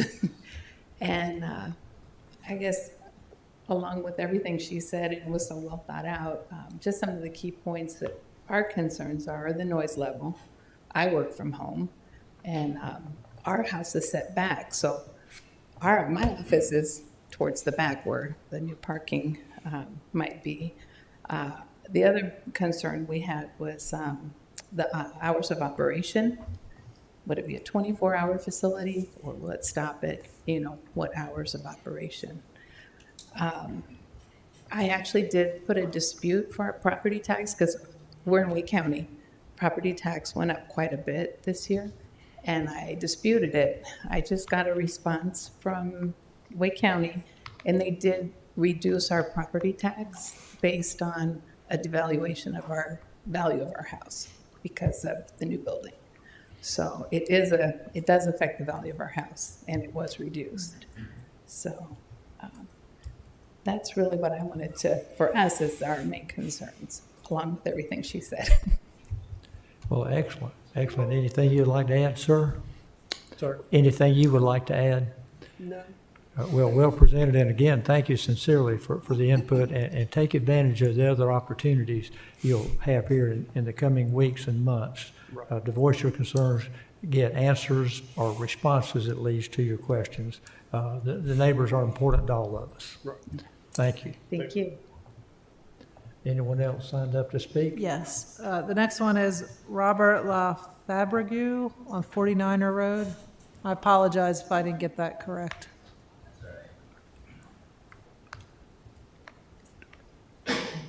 How you doing? Okay. My name is Robert Lafebre. I'm here with my wife, Leah. We live across the street from this development. I mainly wanted to just get on record to let you know that there are people that are concerned, neighbors that are concerned about what's possibly going in there.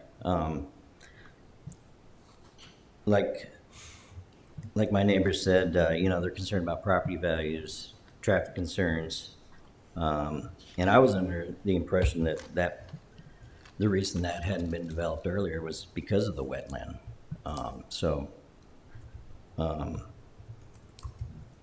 That property was used for temporary. There was something to do with utilities, but the amount of traffic from the trucks in and out of there, and like they said, the damage to the roads, and it was really disruptive to what I consider a neighborhood, and I just don't see a big warehouse being a good fit for, the other side of it is a church, this side of it is houses. I don't think you guys would like a warehouse dropped in the middle of your neighborhood. So that's a concern. I just think there's other uses for this property that would be more fitting for our community. We have warehouses across the street, which, they did a good job with those warehouses over there. I agree. But that's on the other side of the street. That's not necessarily neighborhoods. And this side of the street is, from 70, is more residential. And I just want to go on record and say that I'm kind of against this. And as far as the earlier mail out that I guess some was mailed out saying, I guess the prospective use for this property, I don't remember getting that. They said there was only 2 replies to it. And so, like I said, I just want to go on record and voice my concerns with this. So, thank you. Yeah, again, thank you sincerely for taking your time to come here and share your thoughts and feelings with us. Apologies if you weren't notified about a neighborhood meeting, if you were in the designated radius. It is a challenge to get that information out. Thank goodness you have good neighbors who share the information with you. And I really appreciate your integrity and your thoughtful process of coming before us this evening. Please listen to what I told them, talk to staff here, come to the Planning Commission public hearing. Keep looking into your concerns and expressing your concerns. Thank you. Thank you. Anyone else? Yes. Christopher P. on Golden Nugget. Thank you. Good to meet y'all. I'm one of the neighbors also, live right across the street. We have a small farm, rescue horses and donkeys there. This piece of property right here, if you've ever stopped around in there, years ago, you used to be able to hunt that land. That's all swampland. They came in, a pipeline that's across the street a few years ago, came in and used it as a lay-down yard to store their equipment. They used it for many years as they were extending the natural gas pipeline off of Cardinal Gas. So when they came in there, they hauled in dirt, pushed it back into the wetlands. That land doesn't perk. It's just sitting with water all the time. So them going in there and putting a pond in there, that's not going to help it. It's going to flood water onto Gary's land, onto Brandon's land. All that's going to go underwater right there. I can guarantee that. Also, I have 2 daughters here. that are sleeping right now, but, you know, they should be going to bed right now. But we felt it important to come here because the traffic coming down Guy Road right now is already horrendous. You can't pull out without waiting and waiting to get them to and from school. They go to Wake Christian Academy. We have to cart them to school, from school every day.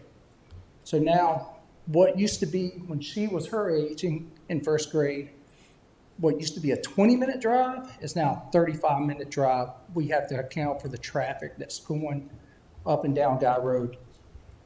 You have a Guy Road and 70 right there. You have a lot of traffic in the evening that's flooding on the Guy Road, coming back into Clayton. Now what's happening? Well, sometimes it could take you to go less than a quarter of a mile or an eighth of a mile. You could wait in line just to pull in your neighborhood now. That's that much traffic. So now we're going to add this building here, right, with, what did we say, 34 loading docks in the back. We're going to add all these semi trucks running in and out of this place all day long. So now the traffic is going to back up at 70. You know, you put 10 semi trucks together, the light's never going to change. You're going to sit there on Guy Road waiting to turn left to come to Wake Christian Academy to pick up our girls. She could be sitting there for 20 minutes before she gets a turn to take a left. The buildings that they put down the road from us, the 5 buildings that are there now, yeah, we get a lot of trucks now. These guys don't stop for that red light. I can promise you that. I've coached her over the years to wait. If you're the first car at the light, wait 10 seconds. Don't worry about the guy blowing the horn behind you, because that fellow's going to run the light. That could be their life, you know? So I'm really concerned about this building. It should stay agricultural or ag. You got NC State that's right behind it. They've been there forever. I've been living in Clayton since '91. I've hunted out there. I've stomped around out there. I rode my motorcycle out there. I know what's back there. You will get stuck walking around out there. I promise you. So those are my concerns. Also, our value of our property adjacent from that. They're going to have, so let's see, Cardinal Gas extended their pipeline. They extended their facility. They added more lights. They cut down all the trees. All the trees are down now. Now all that light floods into the back of our house. 8 years ago, that wasn't a problem. You never saw any light. You didn't hear the noise. That wasn't there. The property that they're going on now, that used to be wooded. There used to be a lot of trees there, especially between where they're planning to put this building and their house. There used to be trees all in there. The guy that owned the property, my wife and I actually tried to buy that property at one point in time, and we were going to put a horse farm on it. But the guy that bought it, he stripped all the trees off of it. And then the company that leased it, they just pushed dirt in there, shored it up, and that's the way it is now. So I find this facility to be very dangerous. Trucks pulling in and out of it, especially for us coming into our neighborhood. And that's where I'll leave it at. Thank you very much. Yeah. Well thought out. And also, I didn't get that letter either. So It is challenging. The town does our best to give out the correct addresses, and we expect the applicant. I'm glad you got the word. Your concerns are very legitimate. There's nothing more important than your family and your home. I understand your passion for this, and I ask you to do the same. Yep, Keep carrying the message. Keep getting information. Keep expressing your concerns, and we'll all do our best to get through this. if we didn't have a good community and good neighbors, I wouldn't have even known about this, and it would have just popped up. Thank goodness for good Yeah. neighbors. Thank you. Thank you, sir. Any other speakers? No, that concludes all the members of the public who signed up to speak tonight. Okay, thank you very much. So I think that brings us around the information gathering section. Thanks to everyone for their input so far. I think at this point we'll ask for a motion and a second, and if we get one, then we'll Then we'll have a further discussion, mostly among council members expressing their concerns or questions they'd like to see asked and answered as this goes toward the next logical step at some point or another to the Planning Commission for further review. So that being the case, is there a motion to consider referring this to the Planning Commission? Mr. Mayor, if you could close the public hearing. Oh, thank you. That closes the public hearing. Okay. Now we'll go along to the second phase of consideration. If we get a motion in a second, then we'll have some more discussion among council members primarily. Is there a motion to refer this to the Planning Commission? So moved. Is there a second? Second. Okay, a motion by Mr. Matthews, second by Councilman Vance to refer this to the Planning Commission. Before we call the vote, let's go around again with further questions or comments or observations by the council. And the one who made the motion gets the first chance to make a comment or additional comments, questions. Thank you, Mr. Mayor. I've listened to everybody tonight, and of course, I think we do our due diligence by sending it to the Planning Commission. They pick things apart, and you have a chance to speak again. And it's just a process, and it comes back to us. So we've had some good interaction here. We heard you, and so let's let the Planning Commission have it. Let them do their due diligence, and we've got some good people on there. Thank you. Mr. Singleton, comments? Yes, Mr. and Ms. Smith and Mr. and Ms. Griffin were at the neighborhood meeting based off what we have. And I'm assuming you asked some questions there, but I would encourage you and encourage the applicant to meet with you and show you how stormwater may or may not affect the property directly and what the stormwater control measured upon does and so forth and so on. But make sure there's a clear understanding because you have questions and concerns about that. And if they will take the time to meet with you and talk with you and try to explain some of that because it can be complex, especially when you're at an area where you've seen the water come across your property. And sometimes this helps to prevent that, but you need to see that. It may not help it either, but you need to see that. If they will take the time to meet with you, I would encourage them to do that. That's my comment. Thank you for the good suggestion there, and I saw heads nodding on the development team that they are glad to talk with the neighbors and try to work through some of these issues. Are you nodding your heads? Okay, good, I thought so. Thank you. Even got a thumbs up. So don't hesitate to communicate with these people and try to learn some more. Ms. Behringer, comments? Yes, this is a difficult situation to deal with, and certainly understand the residents' concerns. The more we talk, the closer we get to an outcome that works for everyone. So if it does go to the Planning Commission, please understand that that's just a step. It's not the conclusion. You'll get more information, you'll get more questions answered, and we'll maybe get more areas of concern identified that we need to hear about. Thank you. Mr. Dellinger, comments?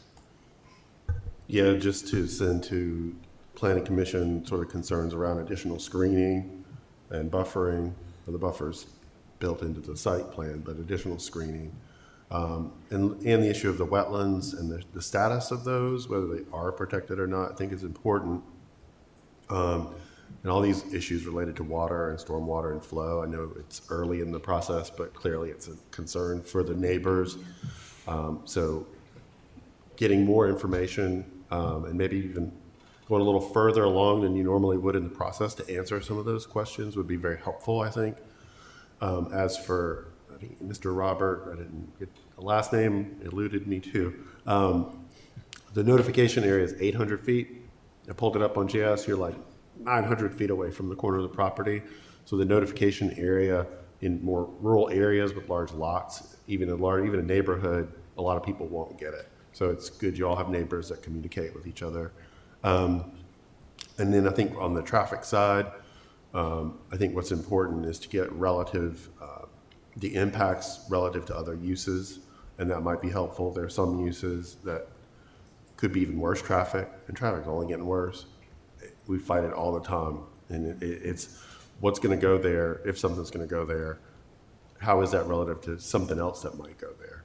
It's almost lesser two evils sometimes, but I think seeing those different uses and the impacts those uses might have on traffic, assuming the property were to be developed, would be helpful too, just to get context.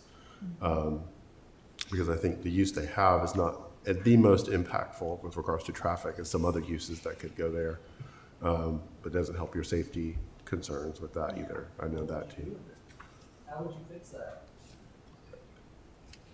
Thank you. There's no fix. It's a lot of traffic. Yeah, yeah. And of course, the planning commission and staff do their best to figure out ways to moderate the impact of whatever traffic is generated by whatever project. That's always a consideration in there. Anything else, Mr. Dellinger, at this moment? That's all. Mr. Vance? Yes, I would just like to encourage what Councilman Singleton said and the other council members, but focusing in on what Councilman Singleton said about the development group coordinating with the community to help them understand the process and what are verifiable wetlands and things of that nature, and also hydro, to get a better understanding with that. I'll leave it with that. Okay. Second round of opportunities. Anything Good to further? Mr. Singleton, any further thoughts? No, right now. Further thoughts? I do have one other question. Is there a possibility of road widening? The Guy Road is a nightmare. I agree. And it's not going to get better with those trucks coming down. So is there a possibility of road improvements, widening, dedicated turn lanes and such, so that these people can get in and out of their homes if the project goes forward? I guess, as opposed to trying to get the final answer, that's the question. We'd certainly like to see research by Right. staff and applicant and elaborated at the planning commission Yes. for more detail. And that is the kind of thing that planning commission is pretty good at evaluating. Okay, Mr. Dellinger, second round? Yeah, just reiterate, reach out to the neighborhood, not just who's in that notification area. Do that very proactively to make sure you're including everybody, and getting those voices will be very helpful in moving this process along and finding some type of conclusion at the end of this. I don't know what that'll be, but Okay, Mr. Vance, second round. No questions. This is the third round. Still no questions? Okay, Mr. Dellinger, third round. No. Third round, third round, third round. I think we've asked our questions, made our comments. I think it's time to call for a vote on referring this to the planning commission. This one is a little more involved, a little more volatile. I think I'm going to ask for a roll call vote on this one by name for clarity, and for the record's sake, given the impact of this. And let's see, and I believe the person who made the motion to refer it was Mr. Matthews, so we'll start with him with the first vote, aye or nay. Aye. Mr. Singleton? And this is just to move it forward to the planning commission. That's what our vote is, just to Yeah, move it forward to to planning refer it commission. to So the that's planning aye. Okay, refer to the planning commission. Aye. I would try to do that work before it goes to planning commission. Okay, thank you. Yeah, that makes sense. Mr. Vance? Aye. Okay, it passes. This will be referred on to the planning commission. I urge all of the neighbors to stay involved, communicate with staff, with the applicant, and let's do the best job we can of evaluating this, find out all their alternatives, all the ways to mediate some of the concerns. So that concludes the public hearings portion. And since we're, excuse me, yes. And I was given the sign over here. It's that or this or this. As we get close to the 2-hour mark, it's time for a 10-minute recess. That says, I'm gonna call it 5 till. Please try to be back here by 5 after, and we'll regroup with new and old business, the homestead at Bryan Farm. 10-minute recess. Thank you all.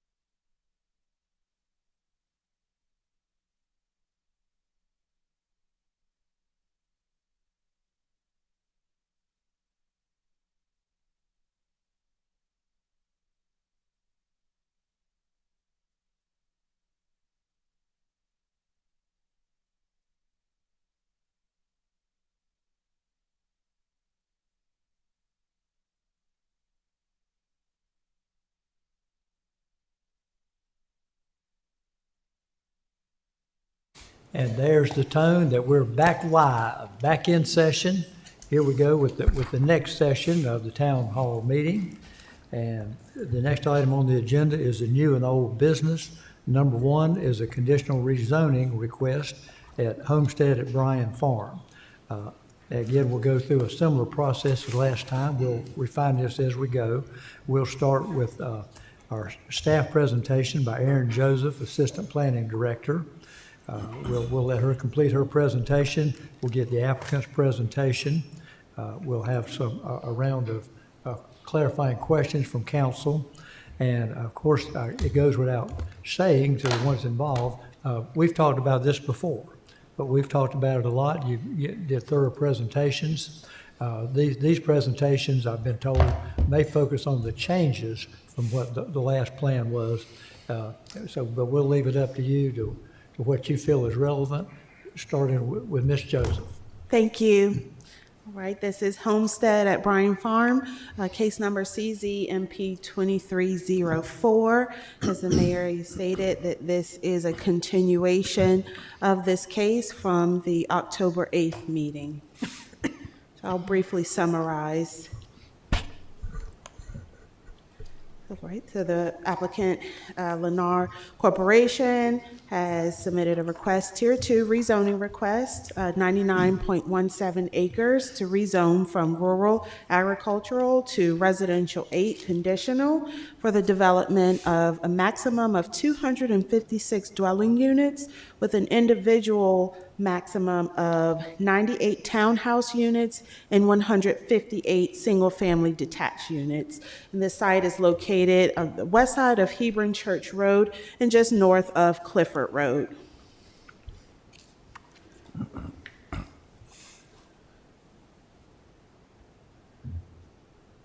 The proposal includes a narrowed list of possible uses to 2 out of 18. And they have, again, proffered conditions above what the Unified Development calls for. Again, that 256 dwelling count total, down from the original 291. This is a Tier 2 rezoning, so it does include a master plan. You have the master plan on your screen. It includes public greenway as well as private trails, 2 play lawns that are roughly 10,000 square feet, and includes 4 pocket parks with an amenity center that includes a swimming pool as well as playground, benches, and other amenities on the site.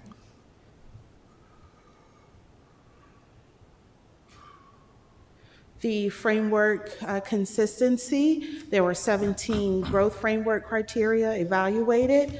13 were strongly consistent, 1 modestly consistent, 1 split, and the 2 strongly inconsistencies remain with the front-loaded townhouses in the form of the small lot single detached houses.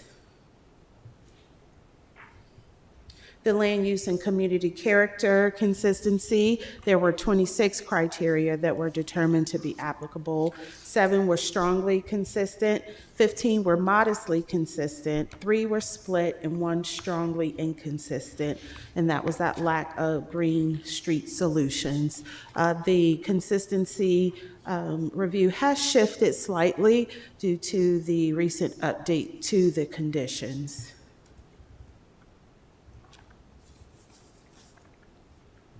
The Planning Commission reviewed this case, and they did recommend approval with an amendment to the condition to allow the 256 dwelling unit count to be conditioned to match what was on the actual master plan. The applicant has done that. And so that was voted unanimously to recommend approval. This evening, we are tasked with looking at the reasonableness of the site. I won't go through all of them, but you have them. In your agenda packets, there are draft motions for your consideration, consistent and reasonable or consistent and not reasonable. And I have the proffered conditions on the screen. I won't go through all of them. You have them attached in your agenda packet. Again, I'll be here to answer any questions. And the applicant is here as well to provide information and present to you as well. That concludes my presentation. That was the condensed version. Yes. Okay, okay. And you will be on standby. Absolutely. Thank you. Thank you. And we'll call on the applicant now for the presentation, the information that you'd like to convey to council. Introduction, please. Good evening, Mr. Mayor, members of council. I'm Collier Marsh with Parker Poe at 301 Fayetteville Street here on behalf of the applicant. I have our same development team here tonight, representatives of Lennar and McAdams, to answer any questions that you may have. So again, this is the Homestead at Bryan Farm project. Just kind of jumping to the point on this one. This is a project that has evolved significantly throughout the process. We actually went through comprehensive plan review of 2 versions of the comprehensive plan, and I think found consistency with both through this process, but made meaningful changes to a much updated plan based on council feedback. And so this slide just summarizes kind of how this project has played out. So there wasn't any neighborhood opposition in this case. At our neighborhood meetings was primarily attended by property owners and their families. Planning Commission unanimously recommended approval of this project. Now, this kind of omits the role that staff played, which is that we have worked with staff extensively and are proud of the consistency that we found, but I think that ties into the Planning Commission finding of consistency in their recommendation of approval. But ultimately, what we have here is a project that's been driven by town council's feedback on the project. So we went back to you, I think originally in May of this year, recognizing that we were going to have to make some revisions to the project. And so we've tried to summarize all the things that we've done to address council's feedback specifically. So the list, starting with architectural conditions, we kind of learned as this project was going, when it was filed, it was a different point of time. And then projects were getting approved and we were learning what the expectation was for architecture. So this project adapted. It has the robust list of conditions, but it also has the need for diversity. That was one of the requirement to have differentiation. That was one of the things I think the town has learned, that when we have a prescriptive list of conditions, we got to make sure that it's not too prescriptive, that everything doesn't look exactly the same as the unit next to it. The biggest change, I think, from a developer standpoint, and the toughest change to make, was that reduction in density. And that came from the first council meeting where we heard from council that there are a number of concerns, but when you weigh the kind of the volume of them, the related concerns of traffic, of density, of the product type, those all kind of fit to one big issue we wanted to solve. And so that the most pressing thing we thought we could fix with this project is to change the unit mix here, to drop the units by about 54 units, and to flip the ratio of townhomes to single family. That's not an easy change to make, but that was the point in time where we had gathered council's feedback and we had to make some tough decisions. And by reducing the density, it means that there are other things we couldn't accomplish. And we know there are other goals and priorities that were important to council, but we had to make a choice at that time. And that choice was the most important thing, the best thing we could do for the town's vision is to reduce density. In doing so, Lennar, I think we can recognize, is in the business of selling homes. They transitioned to higher end products. So in an effort to recoup some of the loss and some of the change, when you look at a project, you're thinking, how many units can we get? That's kind of the measure of income. When we have less units, is there a way to up those units to get a better return? And so we up the quality in a number of ways. What doesn't fall on the papers is the change in the product types and the actual, Lennar products. They have like names for their different housing types that they're offering here. So they switched to higher end products. Specifically, I think I mentioned the 28-foot wide townhome, which again, it sounds like another townhome, but a 28-foot wide townhome is a huge townhome and a really high end product that they've added to this project. We also heard council's comments on greenway connections and connectivity throughout the area. And so we sat down with staff and made a number of connections, redrew the entire pedestrian network through the site, sat down, I think, in 2 meetings with Jeff, with Jesse with a pen drawing on the plan to make everything function better, paid attention to the connections that council wanted us to make, although we did have to add one piece that we overlooked prior to the last council meeting to make a final connection to the south. In total, we've got about 4.8 miles of greenway, sidewalks, and side paths that are internal to this site. So a lot of walkability within this site and all the necessary connections to the surrounding network. I already covered the added product diversity and superior options. That was just kind of a component of making that change from the townhome dominant project to the single family dominant project. We also listened to Mr. Singleton, your comments at the Parks and Rec Advisory Committee. It seems like about a year ago about the need for usable open space. And so we've got those large play fields, if you recall the exhibits we've shown with the open space, and you can actually fit a soccer field in it. So they are usable, they're meaningful, and they'll be designed so that kids can actually play there. And then the most recent of the changes is this change to really convey what I think Lennar was planning to do, but I think through lack of my guidance that we hadn't put pen to paper as to what those commitments were, to have these first floor bedroom commitments. And so what those are in the conditions is that all the single family detached and all the 28-foot wide townhomes will have a first floor bedroom and accompanying full bathroom. And so those are the conditions. I want to clarify, in case there's confusion, what's not conditioned, but which is part of the plan, is that that single-family detached house has an option for a primary suite. So we didn't have a separate condition. I'm not really sure how to condition an option, but that was an option that's added. So if there's four floor plans for that product type, one of those four is for a primary suite option, your true primary suite. And so that would be made available as an option, and it depends on the market take rate. So I think that we've worked really hard to address council's feedback. It's a case where we've got overwhelming consistency. I think we're always open to further discussion, but we hope we've reached the point where council's ready to move forward with this project, and we're happy to answer any questions that you may have. Okay, that's a lot of good information. If you would be able to stand by as well, there may be another question. Sure. Okay. So again, keeping with our new improved, everyone gets a chance to ask a question and come back, follow again. You can have a seat and we'll come back to you. There may be a question for staff. And I think last time we started with Mr. Vance. Let's start with Mr. Matthews. Questions that you might want to ask either staff or the applicant. Well, thank you, Mr. Mayor. One of mine, and we talked about it earlier, was the that first floor primary suite, because we talked about the age of people moving into Garner, and because genuinely, I think it's going to be a tremendous selling point. You're going to find out you're going to sell a lot more of those because of that age 55. I'm far beyond that, but they can't traverse stairs up and down anymore. But that first floor master bed and suite, because they're going to live down there. That's where they'll be.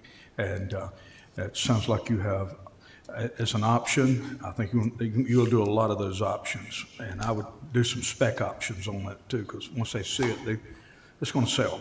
And that was one of my key concerns, Mr. Mayor, was that first floor suite and master bedroom. So if y'all addressed it, that was one of my main concerns. Was there a specific question you wanted to be addressed about that? Well, they've got it as an option. I know you've got it in the townhomes. Are you looking at a percentage, or are you just going to make it a straight out option? So, yeah, I want to be clear on that. So the commitment is to have the bedroom and the full bathroom. We don't have a separate commitment that this option is available as a written condition. That is the plan. So to the extent there's a concern that we need to affirm that commitment that there's an option, my concern is just how to enforce an option, which is what we'd be able to do. I think just the enforceability of it is a little suspect, which is why we didn't have it as a condition. Would it be acceptable to you guys to say, well, we're going to go with a percentage of them with that on the single family homes? We're going to do 15% or 10 or 20% out of the gate. We're going to guarantee that, man, and from then that point forward, it's an option if somebody wants it. It's something we've discussed, or I think we're a little uncomfortable. I mean, if that's critical, we could discuss it further. I think our preference would be to make it an option, and that way the market controls it. It wouldn't be prioritized one way or another. It would just be one of the four options, and I guess the market interest, if council's right, would accept it. But if that needs further discussion, we're open to it. We don't know how to quantify it. The reason, I guess, behind it, to give you some background, is that this option has been available in nearby neighborhoods in the past, and the take rate was minute. And so it really didn't take off. And so the concern is that continues to be the trend they see. Understand that maybe market demographics are changing and that there may be more of a demand, but it just hasn't been observed by Lennar in the market. So the concern is just that you may end up, if you commit to a percentage, with undeveloped lots. Okay, thank you. Mr. Singleton, questions for either staff or applicant? Yeah, Mr. Marshall, so I'll just ask. This is on page 101 of our agenda. It's under transportation notes. It states that from DOT notes, all site improvements are recommended as needed to reflect the limited proportional impact of the added traffic. It does say later in the paragraph that 2 intersections in the area may be approaching warrants of signalization will be monitored by district engineer, district traffic, regional traffic, and DOT, and that's Clifford Road at New Bethel and Hebron Church Road at New Bethel. But because it states no off-site improvements are recommended now, the development of this project will not be responsible for a portion or any of those signalization improvements if they're required. So I don't believe that's correct. So, and I think the staff report's a little different than what the TIA says. We've got a traffic engineer here to correct me on this point. Okay. But my understanding of it is that they're monitoring the 2 ends of Clifford for an intersection. If it's triggered during our site plan process, we are responsible. So it would be triggered by our site plan, and then we would be responsible. So triggered by the site plan, if the site plan's approved, then DOT and the town will work together and then do monitor it. That's what you're saying then, correct? I get nodding head. Yeah, and let others in the town if that's incorrect, but it would still be the developer's responsibility. Okay, all right, thank you. Just want, thank you for clearing that up because I didn't understand it that way. And the other piece is that White Oak corridor improvement that all the developers in this pays its portion of that as well. Okay, thank you. Ms. Behringer, questions for applicant or staff? For the applicant, and just to clarify for me, when it says primary suite option, whose option? Is it so the way that we envision it working, the way that's been handled is when someone says, I want to buy one of the single family homes, there's a product type that we've selected that'll be offered that has 4 floor plans. One of the 4 floor plans has the primary suite option. So it's just, if you desire it, you can choose it. So it's made available to every purchaser, and they can select it if they choose. So it is the potential homeowner or home buyer that makes that choice? Correct. Okay, thank you. Okay. Not to ask questions out of turn, but while we're on that topic, I'm still a little confused. Most of these large housing projects that I've seen, the houses get built and then the buyers come. A potential buyer to early on be able to make that choice. So it's pre-sale process. I mean, I can have someone from Lennar answer those questions if you want detail, but essentially the plan is developed, site plans are approved, and then they go out to pre-sale. So Lennar has a whole realty team that goes out and say, pick a lot, you buy your lot, you choose your house, you choose all your options, and the house is built custom for you. So it's not like we choose all the houses and build them. It's a custom house built by Lennar with all of your options, so you can choose your floor plan and all of those details. Okay, so the potential buyer has plenty of time to make that choice. He doesn't just pick from the pre-made models that are out there. Yeah, absolutely. So the box that they work in is that there's what's the name of our product type here? So we have the Sterling Collection. So for all of our single family homes, they're given a brochure of the Sterling Collection. They can look at the site plan and choose the lot that they want, and then they look at the Sterling Collection. There's 4 floor plans that are offered, all of which have a first floor bedroom and full bathroom. But one of those 4 then has that enhanced primary suite where it's the full, larger main bedroom of the home on that. And so you can choose which of the 4 you want. And then you have all the other kind of extras. And I think that's where, the houses all start to differentiate, so you can enhance your patio, do all the things that you would do, your granite, your whatever, your countertops and all those things. So it is ultimately a custom selection by each homeowner for the product types. That's the same for the townhomes as well. Okay, thank you. Mr. Dellinger, questions at just round 1? This isn't my question, but I have a question. And I see how that might work for single family. I have a hard time seeing how that works for the townhome option. And again, if you got to sell a product, people don't custom build their townhomes. They come in blocks. So I'm curious as to how that works out on the balance of that. So just to clarify, so I understood, I can answer that, but go ahead, I'll answer when you're ready. Yeah, so how does that work on townhomes to like Mr. Matthews' concern about having a certain number? Townhomes are built in groups. Yeah, so to be clear on the first floor primary suite option, that is for the single family detached only. There's not a primary suite option for the 28-foot townhome. That is just the first floor bedroom and full bath. But the way it works for your customization of those homes is they essentially sell them in blocks. And so you wait till you have enough orders for the 4 in your building. You fill that out, you build it on it, and then you move on to the next building. So it's still a custom design, but you have to wait till you've got the full group to go on. If that makes sense. So then there's no commitment on the first floor masters on the townhomes. Correct. So again, misheard. I want to make sure we're crystal clear with our condition here. And this is what's written in the conditions is every single family detached and every single 28-foot wide townhome. So that's 158 detached, 55 townhomes for 213. All of those must have a first floor bedroom with a full bath. That is the condition. What we're saying is the added option that's outside of the conditions is for single family detached. That specific product has this primary suite option.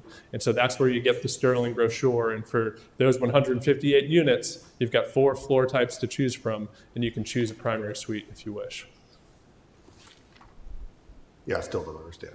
I mean, it says all 28-foot wide townhome dwellings shall have a first floor bedroom with accompanying full bathroom.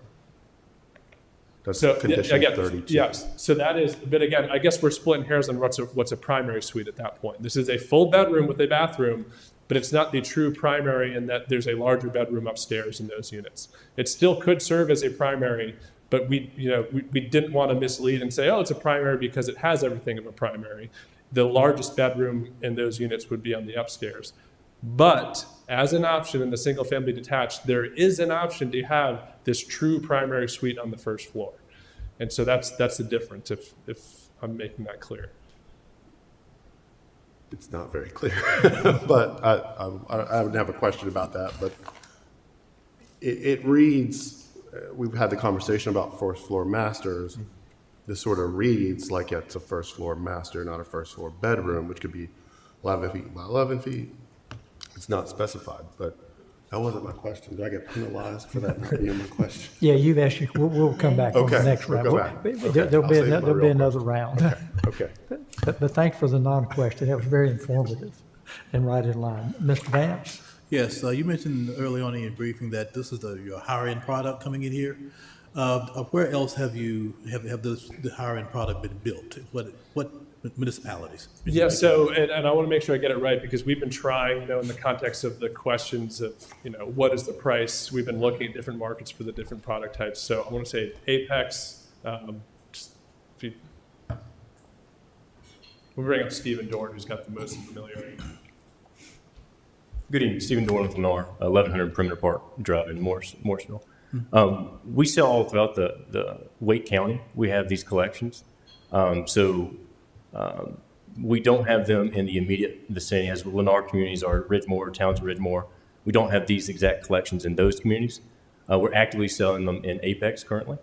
But we have probably 4 different areas outside of Garner. We're currently selling versions of these collections. They all have their different nuances with them, subject to specific municipalities, but we're throughout the county with them. Gotcha. Question in reference to it being in Apex and the pricing of them. This may be just if I'm going out of scope or anything, just stop me. But I just want to know roughly the prices based upon what you've been selling in Apex. Yes, sir. I think price is a tricky one because whatever I say, I'm wrong. We'll be selling these in probably 2.5 years. Will be our first sale. So it's kind of hard to kind of look into that. But right now we're actively selling in Apex. We're in the townhomes to the single families. And we also have some in Holly Springs. So you're kind of merging 2 municipalities there. But we're in the low 4s to the mid 6s from townhomes to single family. That's for townhomes? Townhomes to single family. Single family? Yes. Yeah, that full range there is low 4s to mid 6s, potentially even upper 6s. Okay, I'm working on the assumption that the land values may be different in Apex as it is here, so that will impact the cost. So what do you anticipate here? We're looking at right now, we're modeling still at the townhomes would be upper 3s to low 4s. Again, that's a range there. And then you also, on the single family, I think it'd be upper 5s to low 6s. Comparing them against other markets, to your point, the land values are, a little slightly different. Okay, so one last question. How does it differ from what's currently out there now? So this product in particular, we're not actively selling in this market. So I don't have, if you're looking for, if I was to sell this today, is that what you're asking for? Well, the question is that it sounds like it's similar to what's already been being built in the surrounding Yes, sir. neighborhoods. Yes, sir. Yeah, and so I think that's where I think we'll be, compared to the numbers that we're currently selling in Apex and Holly Springs, we'll probably be slightly under those numbers. It's what we're anticipating. Okay. So what I'm hearing is that although this is your higher end product, it's going to be very similar to what's already in within the vicinity, the surrounding communities. Oh, I'm sorry. Relative, not necessarily to Lennar, but the market in general. I think we would be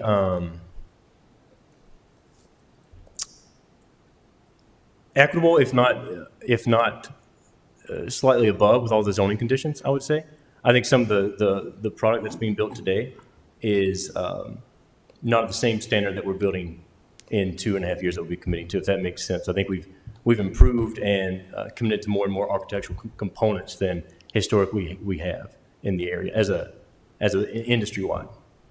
If that answers your question, I don't know. Not clearly. It doesn't. It doesn't answer it clearly. Well, because in my mind, I'm saying that based upon what you're saying now, it's going to be very similar to what's already within the surrounding communities. And when we say from the higher end for Lennar, it's going to be very similar to of the communities that are all around it now. Potentially, I don't know exactly. I think I would argue, I would agree with that statement from some components. I think architecturally it may have other nuances that are maybe slightly different, that may be above what we are currently building, I would say. Is the question, so I understand, specific to Wake County or to Garner? To Garner, Garner specifically. I'm looking at the location you are right now, and looking at the surrounding communities. And when you say your higher end product, in my mind, I would say it's going to be cut above the surrounding communities. But what in explanation, I'm hearing it's going to be very similar to what's already in the surrounding communities. Yeah, and so Stephen, if you can clarify, when you're saying it's similar, are you saying similar to the Apex and Holly Springs communities? How does it compare to the Ridgemore and the immediate communities in Garner? Yeah, I think it's similar in the sense of we're building that product in other municipalities. I think architecturally speaking, so more so the skin of the product, the amount of stone, the hardy plank, those are above and beyond commitments that we've done in previous subdivisions in Gardner. So I would say in that sense, architecturally, we are above what we have done personally. I don't know about collectively other builders. I would say we pride ourselves on the quality of our homes. Certainly, I think if you're looking at true fenestrations, details, components, we've committed to a lot of those. I would think that we would be above most currently in the area. But I don't know. I want to be fair when I answer that. I don't know 100% of all the builders in the area. And what exactly they're done. I'm sure there's a custom home builder that's a slightly different product than how we would be building.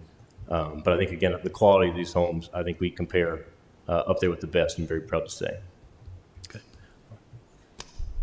Okay, we'll come back to Mr. Matthews for second round of questions. Nothing at this time, Mr. Mayor. Mr. Singleton? I'm filtering through everything, all the questions that Mr. Dellinger and Mr. Vance asked. I'll pass now. Okay, well, I'll take the opportunity to ask the same question again. One of my concerns from the very beginning, Mr. Matthews articulated it extremely well at the June small group meeting that we had. Some of the first words out of his mouth were, we expect this project to be a step above, given its location, its size, the focus area that it's in, the high traffic area. We expect this to be a step above its neighbors and anything that Lennar has done there before, like the Ridgemore next door. We expect it to be significantly better, not 2% better, not 200% better, but 20% better. How do you judge better? By the sale price, by the tax assessed value. We want it to be above average. In Garner, we have a blessing and a curse of low-cost housing, houses that have been here for 50 and 60 years that are very moderately priced. They're also below the break-even point on our cost of services, that they are revenue negative to the town to keep them. The only way we'll ever dig out of increasing property taxes is either commercial property that is historically a revenue producer, revenue positive for the town, or way above average tax value on the residences that we add. So we're looking not just another one that's barely ahead, knowing we can't increase the taxes for another 3 years, the next revaluation, but our cost of services goes up every year. Salaries, gas, everything goes up. We want the ones that we add here, the ones that we add, to be way above break even. We want them to be strongly revenue positive. If we're going to be financially sustainable in the long term, one of our key goals, the ones that we add, the residences that we add, have to be way above. When you say townhouses in the threes, that's not ringing my bell. That's not ringing my bell. And we're a little confused about what's going to be the projected tax value. Of course, that's related and somewhat lower than the sales price. But that's what we seem to be struggling with. Are these homes, the single-family detached homes, are they going to be well above average, and I mean by 20% above average of what else is going on in South Garner? So it's a very challenging question for us to be able to predict all these things. What we've tried to look at is, and so to clarify some of Stephen's comments, I think what he was saying when he said it's comparable is that it's comparable to the products they're offering in Apex and Holly Springs, not the products that we previously offered in Garner, that we brought those housing types that were previously viewed as kind of the higher end markets and places where you get a higher return, and have now brought them to Garner in this project. So we go up in the product. Now, where those are going to sell in 2 years is a matter of projection, right? So when he's giving you quotes on the values, we're looking at values in Apex and trying to translate them to Garner today, yet knowing that they're then going to be sold in 2.5 years when we expect the market to appreciate. We're also measuring this with, I guess, an increasing cost of services value for the town and an unknown with the county assessors to where they land. Mr. Mayor, I recall a conversation about that someone had presented to the town that the average assessed value of a home is about 20% below the market value. So in my experience, I think I mentioned I do a lot of property tax work. What I always hear from my clients is that we're assessed 20% above. But the best evidence that I have today as to what I think the assessed value is, if I'm an assessor and I'm looking at how do I look at a neighborhood and assign values to that neighborhood as a whole for my tax rolls, I'm going to look at the collective sales prices and find averages. That's going to be the best indication of value. And they're going to have great comps to go by because hopefully the whole neighborhood sells out in short order. So I don't think that you're going to see a drastic reduction. What I do know is I think anecdotally that sometimes the assessor's office is nice to single-family homeowners and gives them a break from time to time. Ultimately, I think we find ourselves in an interesting position here where oftentimes with developers, we're being criticized because we're trying to make a bunch of money and we're trying to get as many units and pack them in. I think we're forgetting here that Lennar's goal is to sell these homes for as much as they possibly can. Lennar has sold more homes in the Triangle than any other builder. They are the largest builder in the Triangle. They have the best evidence and the best data as to what things can sell for. And so they are trying to price themselves at the peak of the market. And so that's what we are focusing on here. Is we found a product, we took a higher end product from another location, we're bringing it here, and we are trying to sell them for the highest possible value. So that is ultimately the goal. What those numbers are going to be, I don't want to lead to confusion because, as I said, we're measuring too many different things, but we're trying to take those Apex comps and those Holly Springs comps and translate them to the market in the future. What I can assure you is we've taken the best products in the area and we've put them in Garner now, and we're hoping they sell for the highest value. Okay, understood. Hard to answer. Ms. Behringer, other questions? Mr. Dellinger? Yeah, on the issue of value, I looked at the tax value of the homes north of this project on Trailing Bluff, Majestic Peak, and Alder Branch. And these are from 2003 to late 2002 when the market was pretty hot. And you have tax values of 420, 486, 494, 514, 489, 507, 529, 593, and on the high end, 628. And on the townhome side, you've got 340, 309, 340, 317, 322. And I guess my concern comes in this 400 target on the townhome side and this 5 and 6 on the single family, when right now, as the market has softened, we've got townhomes going on the market now for high 200s and low 30s. The Rallman Farm project, they're advertising that. And I think it's a big jump to think that what goes here will be that much better than what's around it. And I think part of that goes to concerns I also had about the zoning, the R8 zoning, and staff's sort of their finding of inconsistency on the front load aspect of it and the small lots. So these are 45-foot lots, whereas R4, they're 60-foot lots. And also the setbacks for an R8 are 6, not 10 like R4. When you make larger lots, you get higher value homes. So it's sort of almost creating its own problem by cramming them close together, because you're not getting that large, nice neighborhood feel that lends to the high value. People want, of that price of house, want more yard. So I think these things are sort of colliding. And tangentially, but related, you know, those high tax values and projected values were also a justification for not doing any sort of workforce or affordable housing gesture or condition.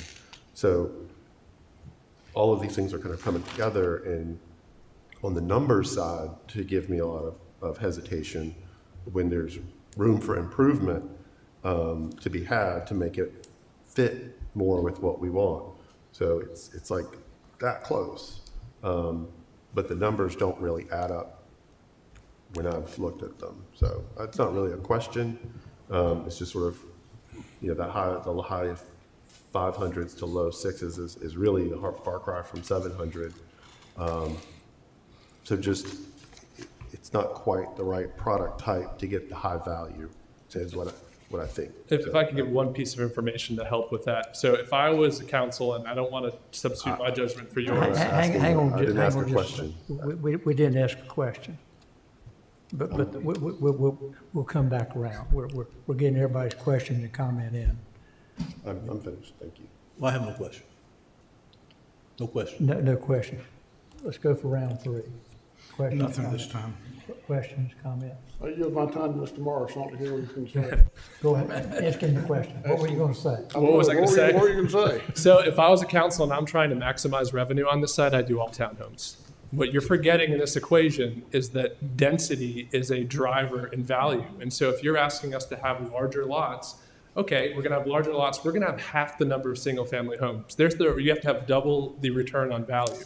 So what we're doing is we're maximizing the house that can go on these lots. And with density, you're generating more revenue. If you look at it in the whole, with a project with more units, you have more opportunities to get that tax value. So I understand if we look at a small lot, single-family house that sells for 600 and a larger lot that sells for 800, okay, that larger lot sold for more, but you can fit 2 of those single-family or 2 of those other ones on the same space. And so that's the part of the equation that I want you all to think about, is that yes, these are not the large lots, and I understand that there's been kind of a desire, and I certainly understand why. If we're going to do single family, we want to have larger lots. I just urge you to consider the value of density, and I think it's something that as you consider affordability over time, density really is a driver of value. And so these townhomes are selling in the 4s, and you can pack in as many as you can where you could put 10 single family homes. The town has done better with those townhomes. So just, again, want to remind you that density actually is a driver of value as well.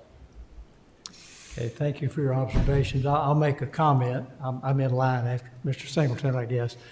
I don't want us to confuse gross revenue from the project with revenue per unit, because even though if we have 1,000 units over there that are all paying less tax than it costs to provide service, we're losing. But we had more revenue from the 1,000 than we would have had from the 300, but every one of them's a negative financial drain on us. So it's not the total revenue that we're interested in, it's the revenue per unit. And certainly an $800,000 home produces more tax revenue than a $500,000. And the cost of service is very, very similar.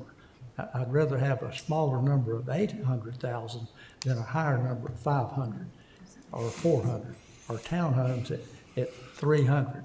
If the townhome is marginal at 300,000 tax value, why do I want 1,000 of them?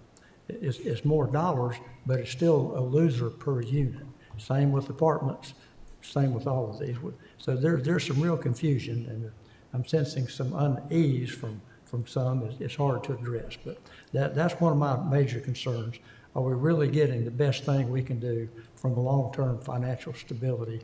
I seem to hear you saying that these are the best home plans, the highest grade home plans that Lennar is building in the Triangle area, is in the Wake County area. Is that what you're saying? That's right, and yeah, that's correct. Okay, I'll pass on around one more time. Mr. Dellinger, your turn again.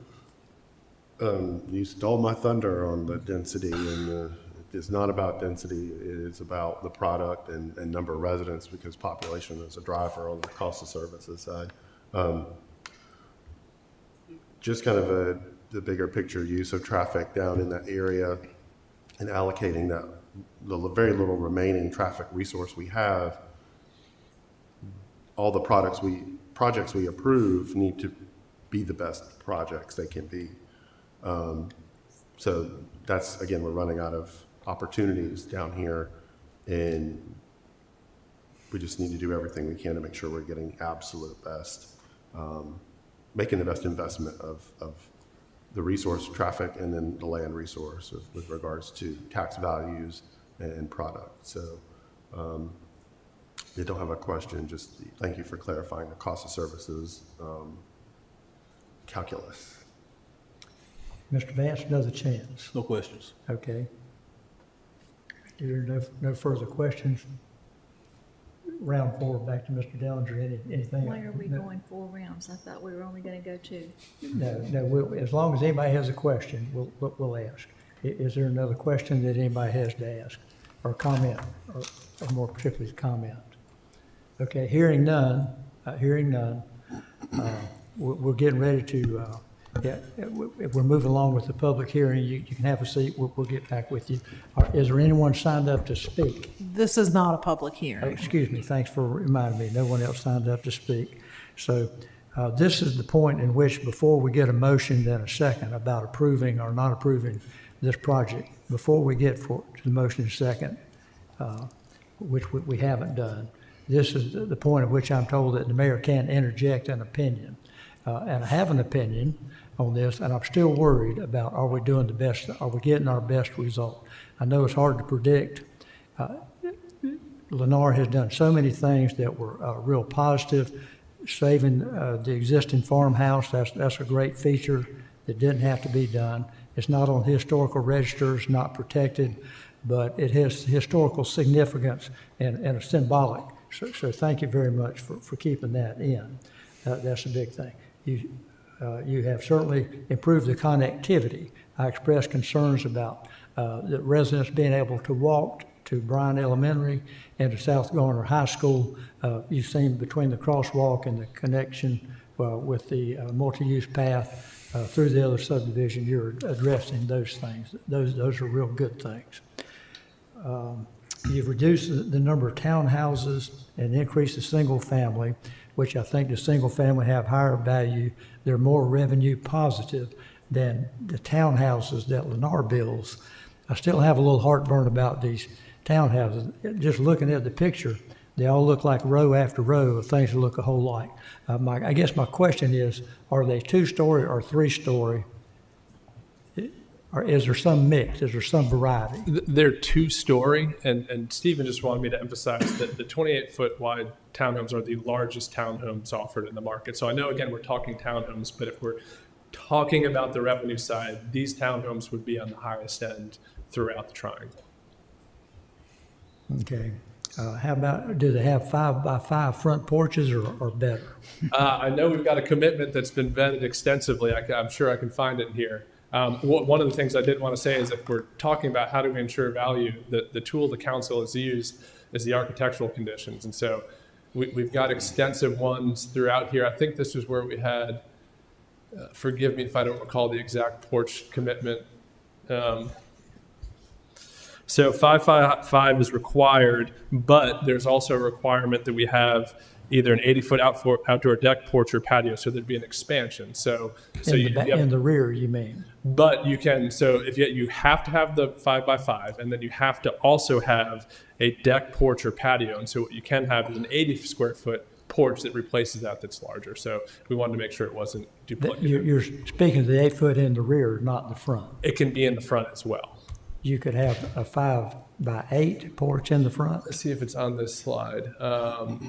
So you have to have the 5x5. So that's the first bullet point where you see a red line. It's required on all dwelling units. And there's some other conditions with it. But then the next condition is another outdoor space that we have here. And so you also have to have a minimum 80 square foot deck, porch, or patio. And what we said is if you do the porch, that's not like you have to have two porches, a 5x5 and an 80 square foot. It means that you just have a bigger front porch. Bigger than 5x5. Correct. Okay, yeah, and the reason this gives me such heartburn is driving through the Ridgemore subdivision that Lennar completed with the 5x5 front porches. One of the popular uses by the residents is to store their two large garbage cans out there, and that's not attractive. The other place that they're being stored is between the breaks in the buildings up front, close to the streets where it's easy to roll them out. You know, how detailed do we have to get on this stuff to feel good about these townhouses? How detailed do we have to get about the creativity on the roads and the parking, narrow roads that you can't stop in without blocking someone's driveway, without narrowing it down? I'm not seeing the creative parking, the creative streets. I'm not seeing the creative townhouses or cluster homes or other things that could go there. I'm seeing row after row of very similar looking townhouses. I'm just disappointed. Maybe I'm venting. I don't know what the answer is, but I'm disappointed that we don't seem to be able to do better. I appreciate the concerns. I will say on the trash cans on the front porch, you should contact the HOA because that's in violation of the covenants. That's the tool that we've been using to assure that that doesn't happen, is that the covenants require that you either have them screened outside or stored interior to your garage. And in situations where you have a garage that you're storing them in and you still can't fit a car in, we've worked with town staff to ensure that there's then sufficient parking on the exterior so that you're not forcing cars out into the street. So there are tools that we've built in that are supposed to enforce that. And if that's not happening, that's an HOA requirement. Again, on the concerns of not being creative, I want to go back to, we had an inflection point with this project, and we met with council, and I can't understate the significance of switching the unit count here. And so we had to weigh a bunch of things to make that switch. And the guidance we were given, or at least the most relevant guidance, was can you take that 70% townhomes and switch it to 40%? And we got to 38%. So that was our guiding factor when we made that decision. And that decision put this project on a precipice where it really was tough to make the numbers work because we had changed the ratio so much. And I know land values have been higher in other places, but land values are high here and infrastructure costs are high here. So I appreciate that it may seem like this is another townhome project, but in my opinion, it really isn't. That this has evolved into a single-family project with the highest end townhome units you can get, and those are actually the majority of the townhome units. And so again, Mayor Gupton, I know there are concerns about the first floor bedrooms, but it's really uncommon to have a townhome that's big enough to have a first floor bedroom at all, and these ones do. So that tells you that we've gone up market as far as you can with the townhome. We do recognize that moving forward in the future, projects like this may have enhanced scrutiny, but I just asked the council to consider that inflection point and kind of the feedback we got at that point, which was, can you get from 70% townhomes to 40? And we worked really hard to do that, and it really wasn't easy. So it wasn't a material change for this project. Okay. Well, I guess questions have been asked. I guess it's time for a motion and a second, and we can have more discussion after that if we need to. Is there a motion related to adopting approval of this rezoning?